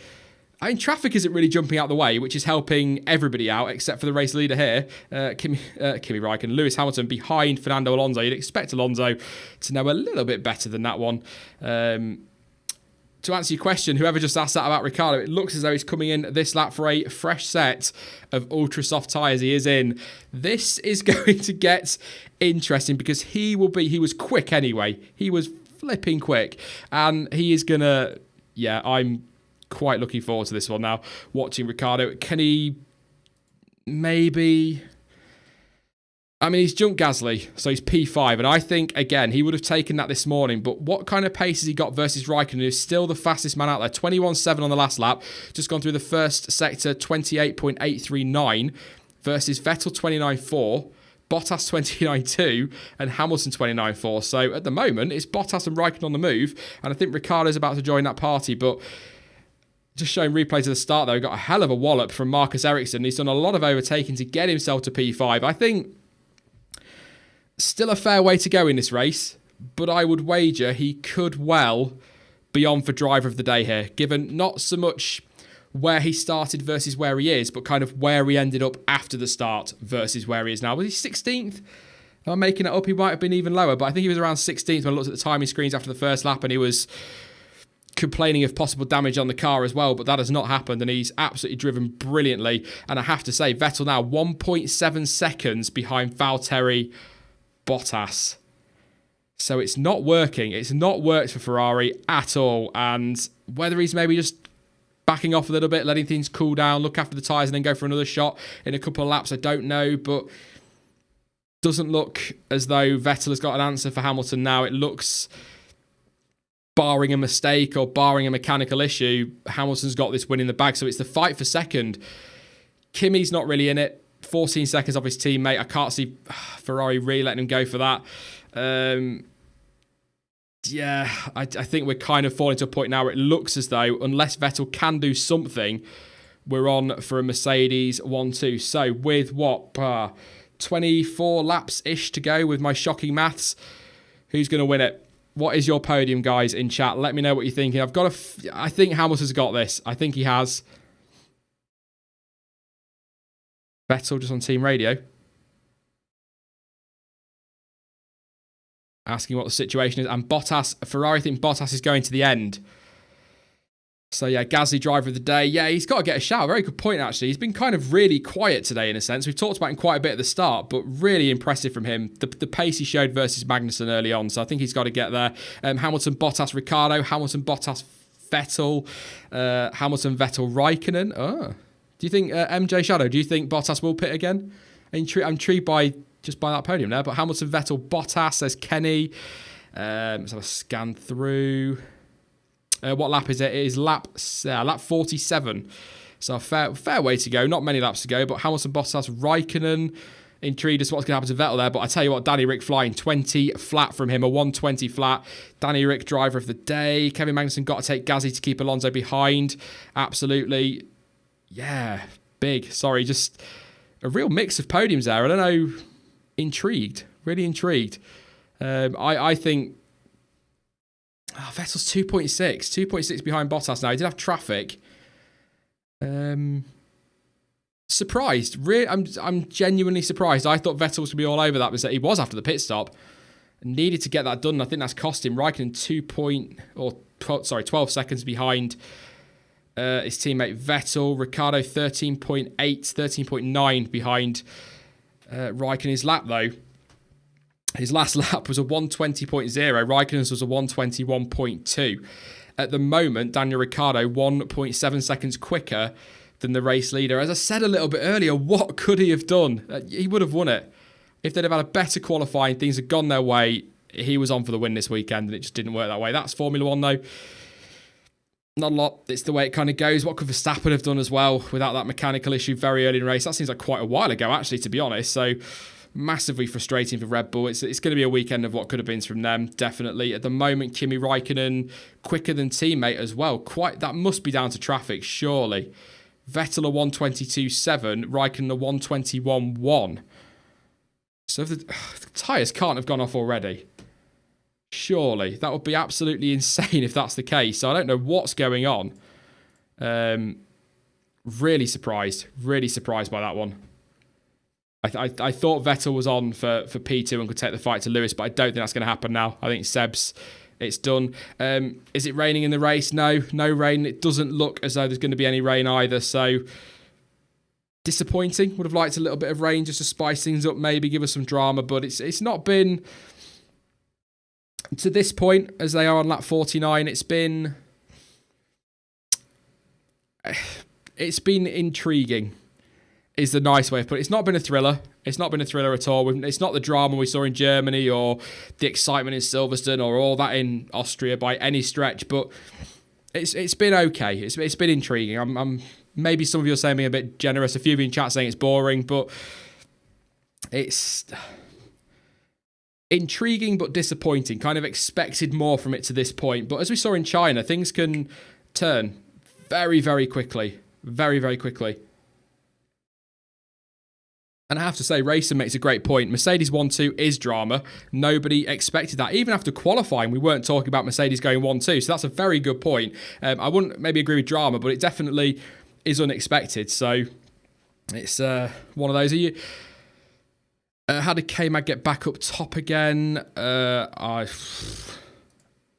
think just through the pit starts. I mean, P7, his start on that first lap was he and Verstappen were the starters off the line. So 9th to 7th, really aggressive from Magnussen, and Verstappen's move on sights into turn 1 at the start was a proper dive bomb, nice and aggressive, and was perfect. At that point, things were working for him and things were good for Magnussen, but Magnussen just hasn't had the pace to take on Gasly at the moment. He's quicker now, but early on in the race, he was at one point, I think, about 14 seconds up the road. So Gasly was. So surprising that Haas didn't have the speed early on to take the fight to Toro Rosso, but also really surprised that Toro Rosso had the pace, if that makes sense. I genuinely thought they were going to fall backwards, but with things sort of, Vettel starting to push a little bit, but with things really settling down at the front now, and it's looking as though we're probably going to get this top 4 or 5 at the moment, unless things really turn or something dramatic happens. Let's have a look through the rest of the grid and see where the fights are. Gasly 8.8 clear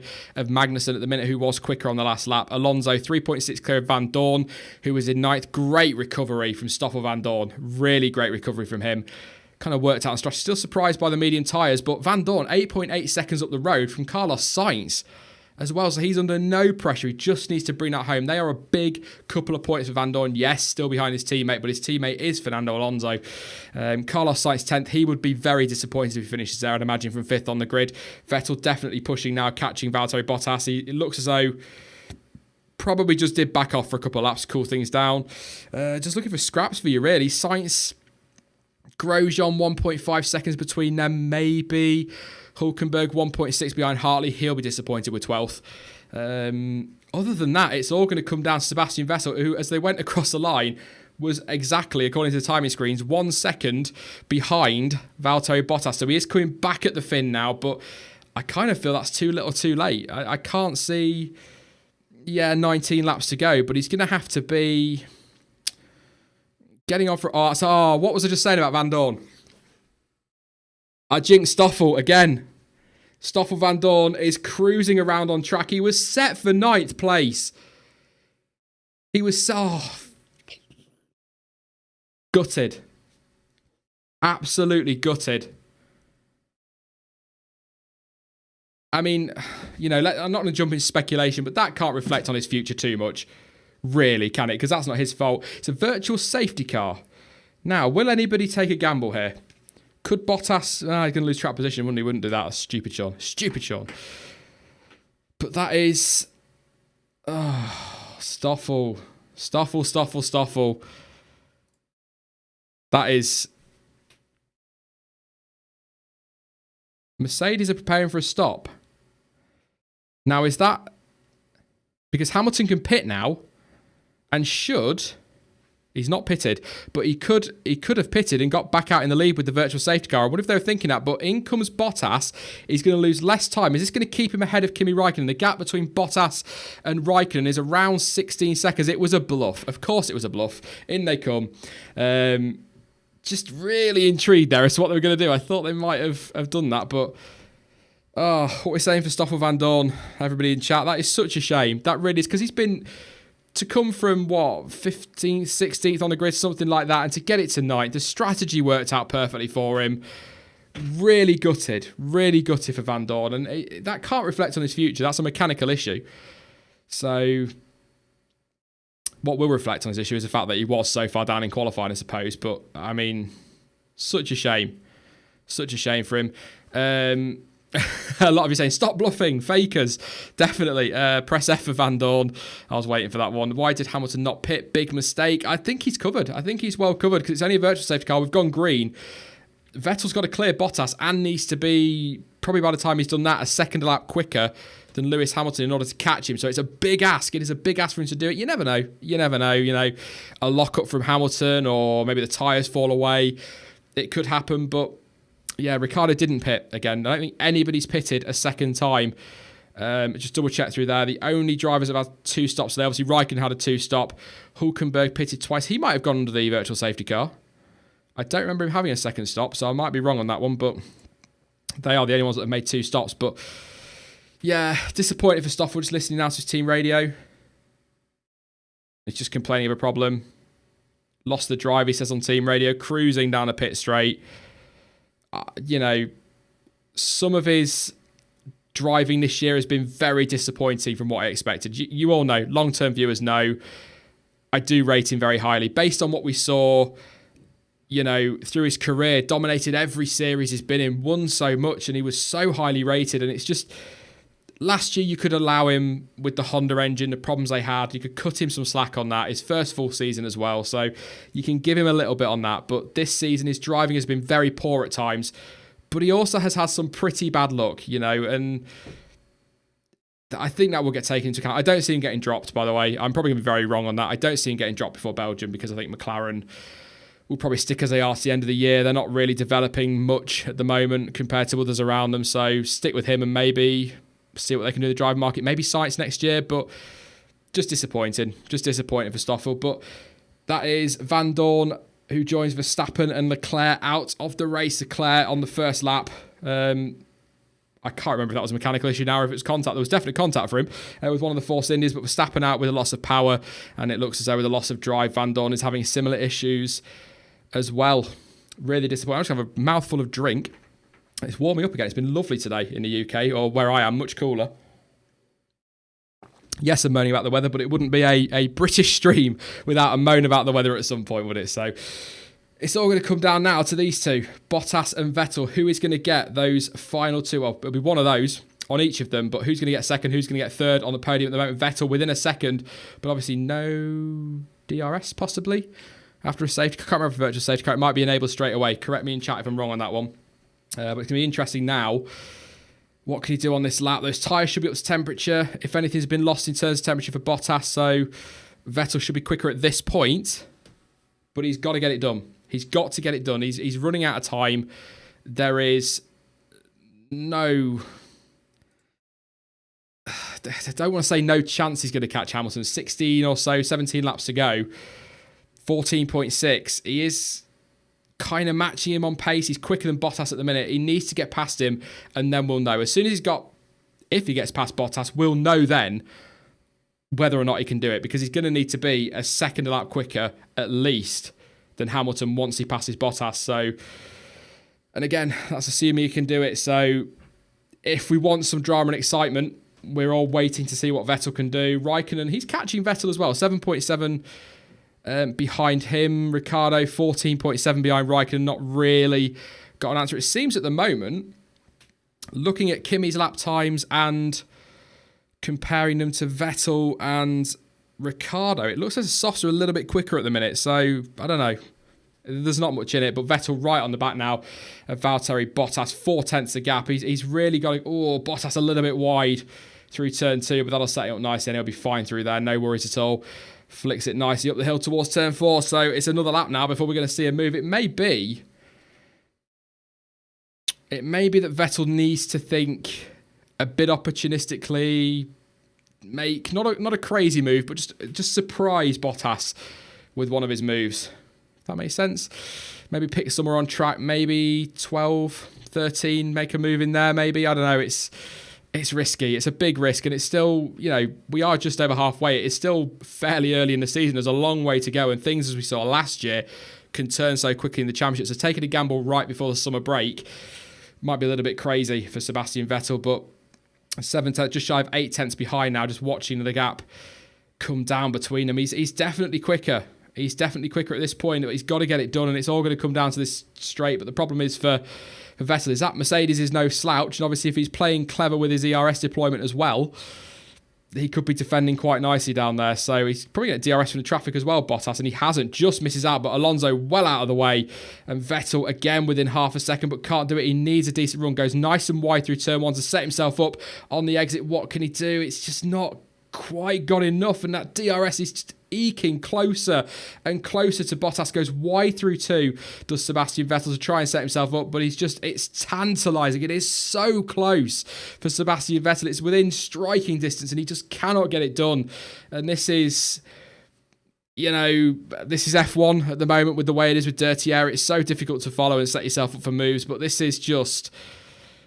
could go right down to the flag, and it's whether or not Vettel's tyres should be okay. I don't think there's going to be an issue there, but he is losing tyre life, as Racing pointed out a little bit earlier as well. So it's going to be close. I think Vettel can do it. We've seen in the past that he clearly can overtake. A lot of people don't like that I say that, but Vettel can overtake. He's proven that plenty of times. He's not a 4-time world champion by accident. He's had to pass people in the past. Had some great drives coming through the field. Abu Dhabi 2013, possibly. It might have been 2013. Springs to mind, started from the pit lane.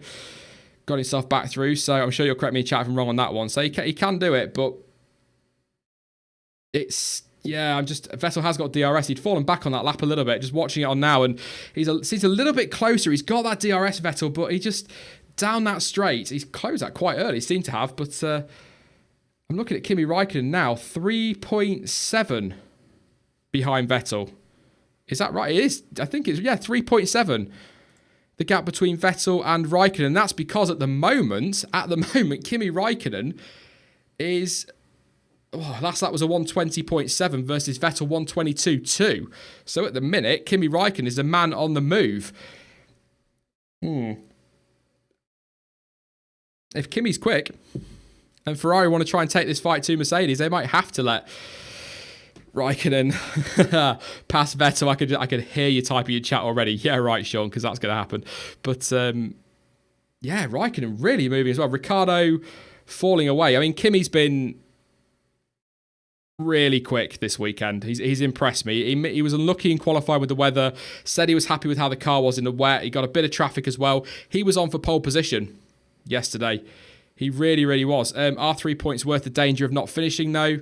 Exactly, Racing. That's what I was saying a little bit earlier. Is it worth, just before the summer break, taking that big risk? You may as well just see it through and see how I do. This is like last year with reverse teams. Good point. Yeah, very good point. Only obviously, last year was Vettel with his steering issues, wasn't it, in Hungary, which was intriguing. But I think Vettel's going to have to make the move. Ferrari has no reason to let Kimi jump Vettel. It depends how much they value the Constructors' Championship. When I was growing up, back in day, when I was growing up, they didn't value it as much as the Drivers' Championship, which is why they were quite happy to try and help Schumacher along the way to titles. Whereas now it may be different. Maybe they do value the Constructors, at which point, if Raikkonen's that much quicker than Vettel, he might be able to get the move on Bottas and therefore grab the points. And also, Kimi gets past Bottas, maybe slow him down a little bit, help Vettel out there, and you've suddenly got second and third. So there is something to gain, but I kind of completely understand what you're saying. It seems a bit odd, but Kimi is closing into Vettel. He is very close now. He's 1.9 with 4 seconds a lap ago, something like that. He's flying. Is Kimi been so good this weekend? Should point system be shifted to make higher finishers more valuable and encourage overtaking? I'm a grumpy old man. I like the point system we have. It's the best way to put it, grumpy old man. I like the point system we've got. It doesn't need tweaking for me, but Again, it's F1, individual interpretations, opinions. Let me know what you think. You think the point system should be tweaked? I think it's fine as it is. It seems like a good balance, but Vettel just doesn't seem to have enough on that straight to get past Bottas, but he's going to have to try and make this move, because right now, Kimi Räikkönen 1.7 behind his teammate. We've got 12 laps to go. Hamilton has checked out up front. He's done, provided there's no issues for him. Stop calling me grumpy old man, only I can do that, RC. But it looks as though he's checked out up front, so any problems for him are the only thing that's going to stop him from winning this race now. So just a reminder, Sean cannot stream the race live because the channel will be shut down instantly. Yep, absolutely. Instantly might be a bit harsh, but within a few minutes, to be honest, that's just FOM for you. It's just fair enough. It's absolutely fair enough. It's why it's difficult on YouTube to use footage from sporting events. It's not too bad with things like films, because I think that's how Watch Mojo and things work quite well. This is a random tangent for the stream, but that's how Watch Mojo and things tend to work. You know, they can do that under review and things, whereas a race, it's a little bit more difficult because fair use is quite a grey area. So I couldn't, unfortunately, but maybe one day. Who knows where things will take us in the future? It's highly unlikely, but you never know. So if I could, I would, as I keep saying. Just tell me what you want me to do. Yeah, that was great last week on Team Radio. One of the best of the season. I love it when Kimi gets like that. And I liked Fernando's yesterday as well when he was going on about you could put a rocket ship on the back of this and it won't change our position because it's too wet. So 1.1 to gap Vettel to Kimi. Vettel keeps pulling out from behind Bottas, so there must be some heating issues there. And obviously the tyres, well, I mean, chat, I'm going to come to you. You can be Ferrari engineers for a moment. You can be the Ferrari pit wall. What do you do in this situation? Kimi, clearly quicker than Vettel. Sebastian's had, 10 or so laps, if not more, to get it done and hasn't. Do you swap them? Do you swap them like Mercedes did last year and give Raikkonen a chance to maybe get an extra position and possibly help Vettel get up into third place and then swap them again if you need to? I mean, it's difficult. It's, you know, let me know what you think in chat. I'd be tempted by Ferrari to give Raikkonen a crack at him, because then, like I say, then say to Kimi, slow him down a little bit, and then Vettel can get a better run at Bottas, which in turn, of course, then gives Bottas DRS, so that might counteract that. It's a tricky one to call here, but I think we probably know what's going to happen, but let's just see what you think in chat. Kimi is faster than you, Seb. If Kimi had water, he would be faster. No swap points for Vettel, of course. Drivers' Championship key. That's a good argument to put forward there. Kimi's so much quicker. So much quicker. Why is Vettel so slow? I can only think tyres, because he put them on quite a while ago now. They've been on for a while, so it's an intriguing one. 10 laps to go, absolutely. Give Seb 3 laps to pass Bottas, and if not, let Kimi get through. I agree, but he's had quite a while to get it done and hasn't on fresher tyres, so really surprised. This kind of confirms as well that it was a gamble leaving Bottas out for so long and not making a second stop in a way, but if it pays off, at the moment it is.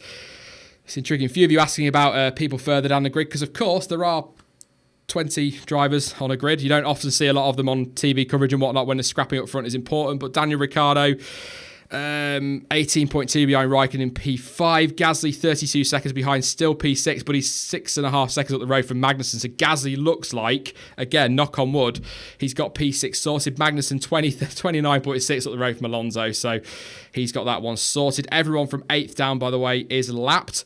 Carlos Sainz up to P9. I think he'll be very disappointed with that. 11.5 seconds off Fernando Alonso, of course. Van Dorn was looking good for 9th before his retirement. Grosjean's going to grab a point by the look of it. 4 seconds up the road from Hartley, but anybody out in the race ahead of him, and of course, Brendan Hartley might get a point. He could do with one. Second weekend in a row would be brilliant for him. Esteban Ocon, 12th, not bad from him. Hulkenberg, 13th, 2.2 behind him. Perez, 14th. Ericsson, 15th. Sorokin in 16th. And Lance Stroll in 17th. But, yeah, not a lot happening through the field other than at the front now. And your retirement scores, Van Dorn, Verstappen and Leclerc. Raikkonen is right on the back of Sebastian Vettel here. I'm intrigued by what Ferrari are going to do. I mean, we'll have the discussion, I think, in the race debrief. If anybody wants to put a point forward now, that's absolutely fine. But do come along for the debrief later on and we'll talk about it then. But, you know, do Ferrari value the drivers more than constructors still? Maybe. Possible changes to financial distribution as well in 2021. Maybe they want to bring that money in. But Ferrari, for God's sake, do not ever think I'm claiming Ferrari are low on money, because they are really not. They are really not. Whatever prize money they get, they've got the cash. But I'm just wondering how much they value constructors versus drivers these days and what you guys think. I tend to feel like constructors, to be honest, is not really top of their list of priority. Like I say, from when I was a kid, it was very much all about the drivers, and I still kind of feel they're like that, which is why they give drivers like Vettel in this instance a veto on teammate, because, well, not veto, but have a say in the teammate situation, because obviously they like to have a number one. But Ferrari don't care about the constructors, says Racing. I agree. I don't think they do that. They never have, really. Vettel isn't a lapped car. He can get a blue flag. He can't get a blue flag. Yep, true, but the team can jump him out of the way. Just listening to Hamilton, who's asking about Bottas's tyres, and they're just telling him that he's hanging on in there. So Bottas's tyres are really, really gone. You can see it, actually, as he's trying to come out in the traction zones. I mean, they've gone so far on his tyres, doing a great job. But of course, these days, concerns of punctures as well. Not just these days, always in Formula One, but the heat, keep an eye on that one. So Hamilton is home free now. I can't see anybody doing anything about that again, unless there's a mechanical issue or anything like that, which, as we've seen this year, can happen with Mercedes more than we've seen in a long time. They are quite vulnerable in terms of their reliability this year. So point out as well, vulnerable is like 2 or 3 retirements for Mercedes, but okay. So Vettel saying on team radio he can go 1.5 seconds a lap quicker. That's probably a guesstimate. If he gets past Valtteri Bottas, to which I guess my argument would be, we'll get on with it then. I mean, come on, Seb, give us something to get excited about before the end of the Grand Prix, rather than just wondering whether Ferrari might, but probably won't, swap positions. So he has been. The question was put to him, how fast can you go? So whether they're considering what we were talking about, maybe swapping them over and seeing what Raikkonen can do, but he needs to get this done. He seems a bit closer this time around, 7 tenths over the line, but he's just got to do it. I mean, as Racing was saying, though, is it worth the gamble for 3 more points? I mean, you don't want to go in there and lose a front wing or a wheel. It's so tricky, but Vettel is just all over Bottas, but can't get it done. But, so close to him in turn 2. I mean, and Raikkonen right in the back of Vettel as well. I mean, Seb's got to try and stay with Bottas through those, on the exit of those slow corners. Obviously, with him struggling so much on those tyres and with a lack of grip and traction, it's where he needs to be. But at the moment, Bottas just about doing enough. And I think Mercedes nailed it with their team radio to Hamilton there. He's just about hanging on. This is going to be... This could go down to the last lap between these two. But I will say, as I prepare for accusations of Vettel hate, I have to say, this should have been done a long time ago. He had the fresher tyres, the faster tyres as well, the quicker car. We shouldn't be 20 laps up the road and him still not having made that move. That's maybe says something about the race we've got, or Formula One as a whole. But it should be done. He's coming to our final corner again around 6 tenths. Looks a little bit closer. I tell you what, Bottas taking a very nice wide line through that final corner, which seems to be helping him. He's much closer this time, by much closer, 2 tenths. He's got to go for it. He's going to go down the outside of turn 1. Valtteri Bottas defends to the inside. Vettel stays outside, tucks back in for the switchback. Can he get it? DRS as well. He's got him surely on the run down to turn 2, side by side, all the way as they go. Bottas trying to come back. Oh, and there's contact! And Bottas and Vettel, what? I think Vettel's got a puncture. Well, what's happened there? Vettel was not far enough ahead of Bottas, came across. Bottas comes to continue on his line. There's contact on the rear of that car, damage to Bottas' front wing. I think Vettel's got away with it. So Vettel, he gets out of turn 1 better. He's side by side, goes down. He's just cut across him. You can't. I'm just going to hold off on this one because I need to see another angle, because I don't think Bottas was left enough room there. What are you saying in chat? I mean, 5 laps to go. I mean, Vettel's not going to do anything about Hamilton now. That's far too late, but... Tyres are fine, Vettel being told on team radio. What are you thinking, peeps? Who... Peeps. I know, it's 2018, not 1998, but I'll stick with peeps. What are you thinking? I mean, we've only seen one replay so far. It didn't look as though Bottas had been left enough room. Vettel could have crossed him, but, maybe thought he got the corner. Perhaps Bottas could have, as Martin Brundles always says, the throttle pedal works both ways. So this will be interesting. They are ready for a front wing change for Bottas if they need to, but he's staying out for the moment. 5 to go. I don't see why they'd need to pit him. I think he can probably nurse that to the end. There is debris all over the track. Now, yeah, let's not start talk on that one. Safety car, maybe it would probably take us to the end of the race in the end, so probably not. I don't really want that, but just have a look again at this incident. So Vettel tucks back in after turn 1. Side by side through to Vettel's got him on that big slide on the exit from Bottas. So Vettel he's got him on the run down to turn 2 comfortably. And then Vettel turns across into turn 2, puts the squeeze on. I mean, I would probably, upsetting people with the next comment, I would say that's Vettel's corner because he's well ahead of Bottas, and it is only Bottas's front wing in line with that Ferrari rear wheel. I would argue that's Vettel's corner. I'm going to have to need a good look at that before I commit to that. But at the moment, I would say that's Vettel's corner. He had every right to turn in, and Bottas could have got out of that, but it's so close. That is a tough one to call, but let's have a look what he's saying in chat. Vettel was ahead, Bottas's fault. Serves Mercedes right for using Bottas as a rear gunner. Vettel penalty. Bottas should have backed off. Bottas locked up.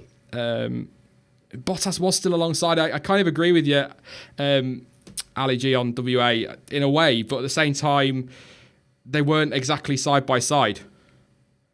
But racing coming to the point as always.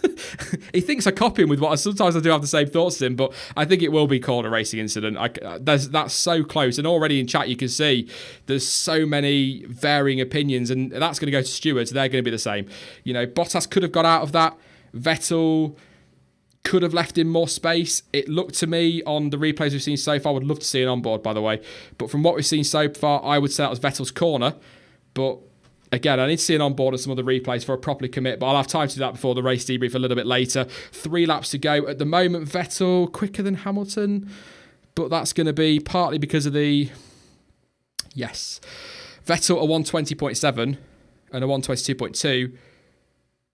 Oh, and that's Ricciardo making the move on Bottas. So Ricciardo side by side through that... In the pit entry, Ricciardo trying to get Bottas. So Bottas really struggling on tyres. And obviously front end grip's going to be down because of that front wing damage. And I think Ricciardo is about to put himself P4. Bottas super defensive on the straight. But that is a Renault-powered Red Bull overtaking. Oh, and there's contact between Bottas and Ricciardo as well. Bottas locks up and hits Daniel Ricciardo. And that is damage to the Red Bull. What on earth? So the stewards are looking at Vettel and Bottas, but they're going to have to look at that one because Bottas locks up and runs straight into the side of Daniel Ricciardo. Ricciardo has kept going, but obviously he's got understeer because of the front wing damage. His tyres are finished as well. There's debris all over the track because the bits are flying off the Red Bull. And now I'm going to look at this replay. Let's have a look. Bottas. That's Bottas's... He just won't slow down. He's got the understeer. He's locked up as well. That's the rest of the front wing pretty much gone for Bottas. I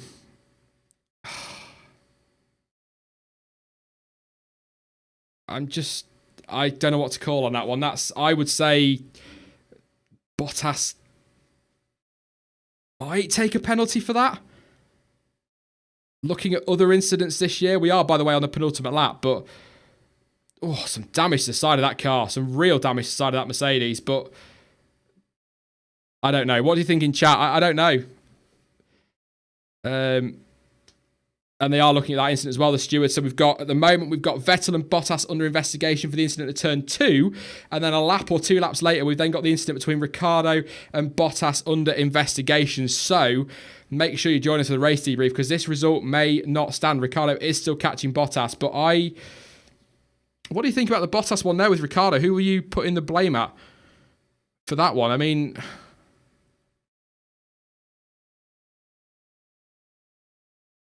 Yeah, Ricciardo's team radio saying it's obvious that he just locked up and went into you. So I'd agree with that. But do we class that under what FIA have been saying as possibly a driver out of control. They said that about Vettel, didn't they, with the incident? That was the argument put forward by people in France, was that he wasn't in control of his car. They said the same about Raikkonen at Silverstone, he wasn't in control of his car. Could that be the same there, possibly? And they're telling him to give back the position to Ricciardo.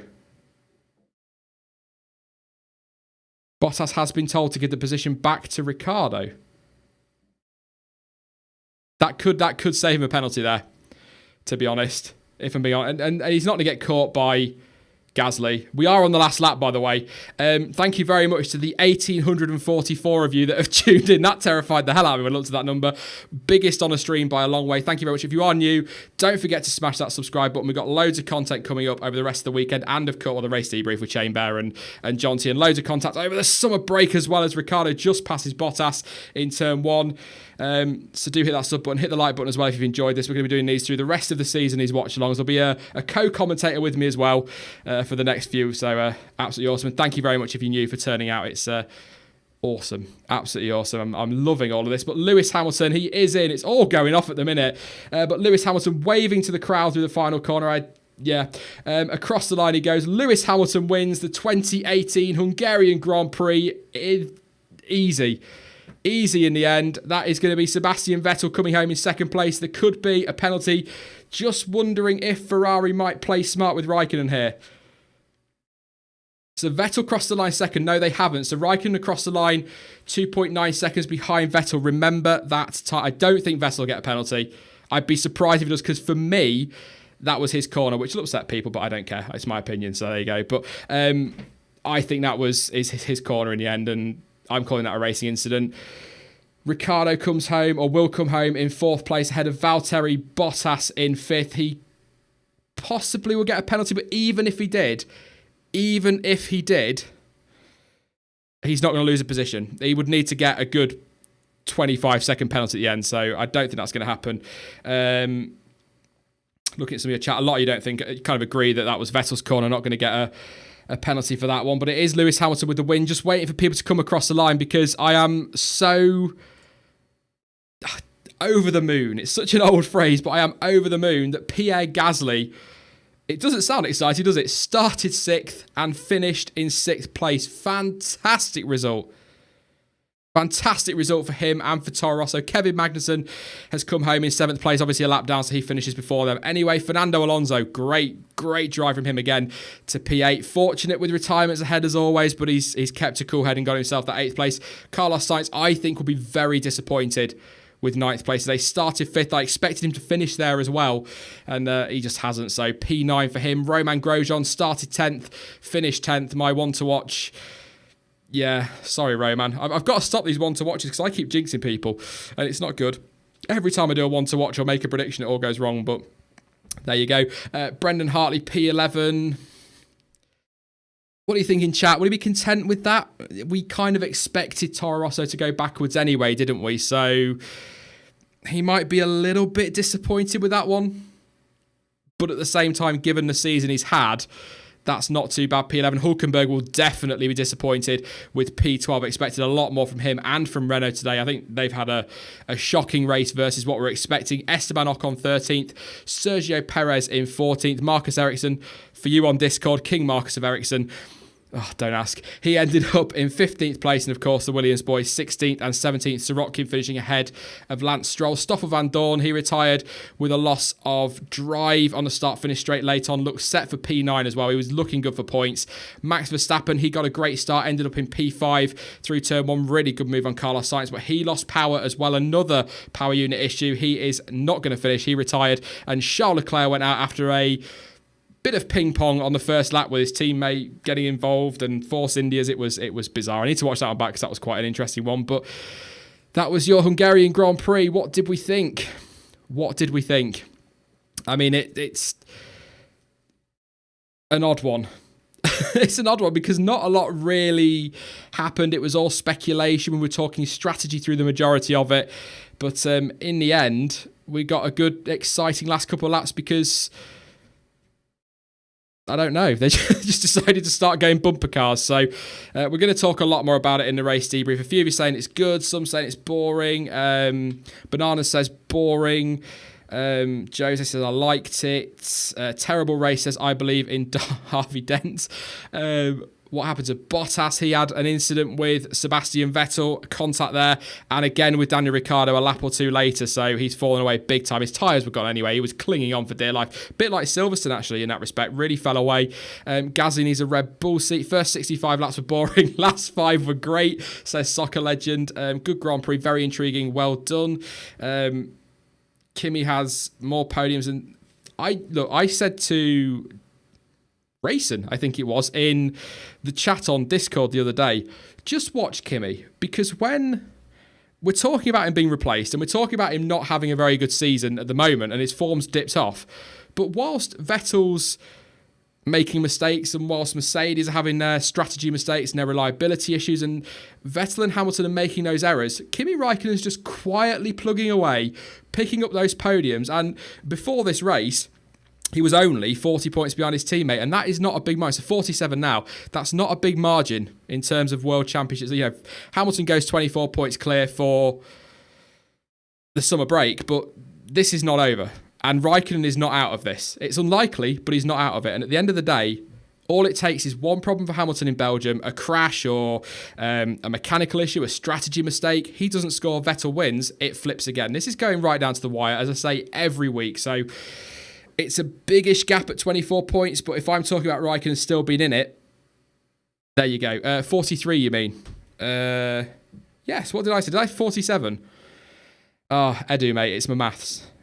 It's my maths. It's not my strong suit. But thank you very much for joining me once again. We topped over nearly 1,900 people on this stream, which is just absolutely incredible. Again, if you are new, don't forget to hit that subscribe button. It'd be wicked to have you along for this journey. We're going through this summer break now with lots of content still more to come today. I'm going to disappear now, though, because I need to get the stream ready for the race debrief and give my PC half an hour to cool off. Don't forget to join me at around 5 o'clock. I'm going to have Jonty with me again for some post-race discussion, and again for the second week in a row we're going to be joined by Chain Bear as well, all being well. So don't forget to join us in about an hour's time. Thank you very much for joining me as well for the last 2.5 hours. Like I say, we'll usually have somebody on with me as a co-commentator, so I get the chance for a drink and to take a breath, but it's been brilliant to chat to you all and go through the race. Nice to have people to talk to, so absolutely awesome. Great pictures there of Kimi on the live feed with his son. Did you see the one with the ice cream yesterday? Like father, like son, fantastic. But in the meantime, if you do want to get a little bit of post-race reaction from me or anything like that, don't forget to follow me on social media. Twitter, Instagram, Facebook and Discord are all linked in the description down below. But as ever, thank you very much. Should we try that again? Take 2. But as ever, thank you for watching. I've been Sean. This has been the F1 Word. And until 5 o'clock, goodbye.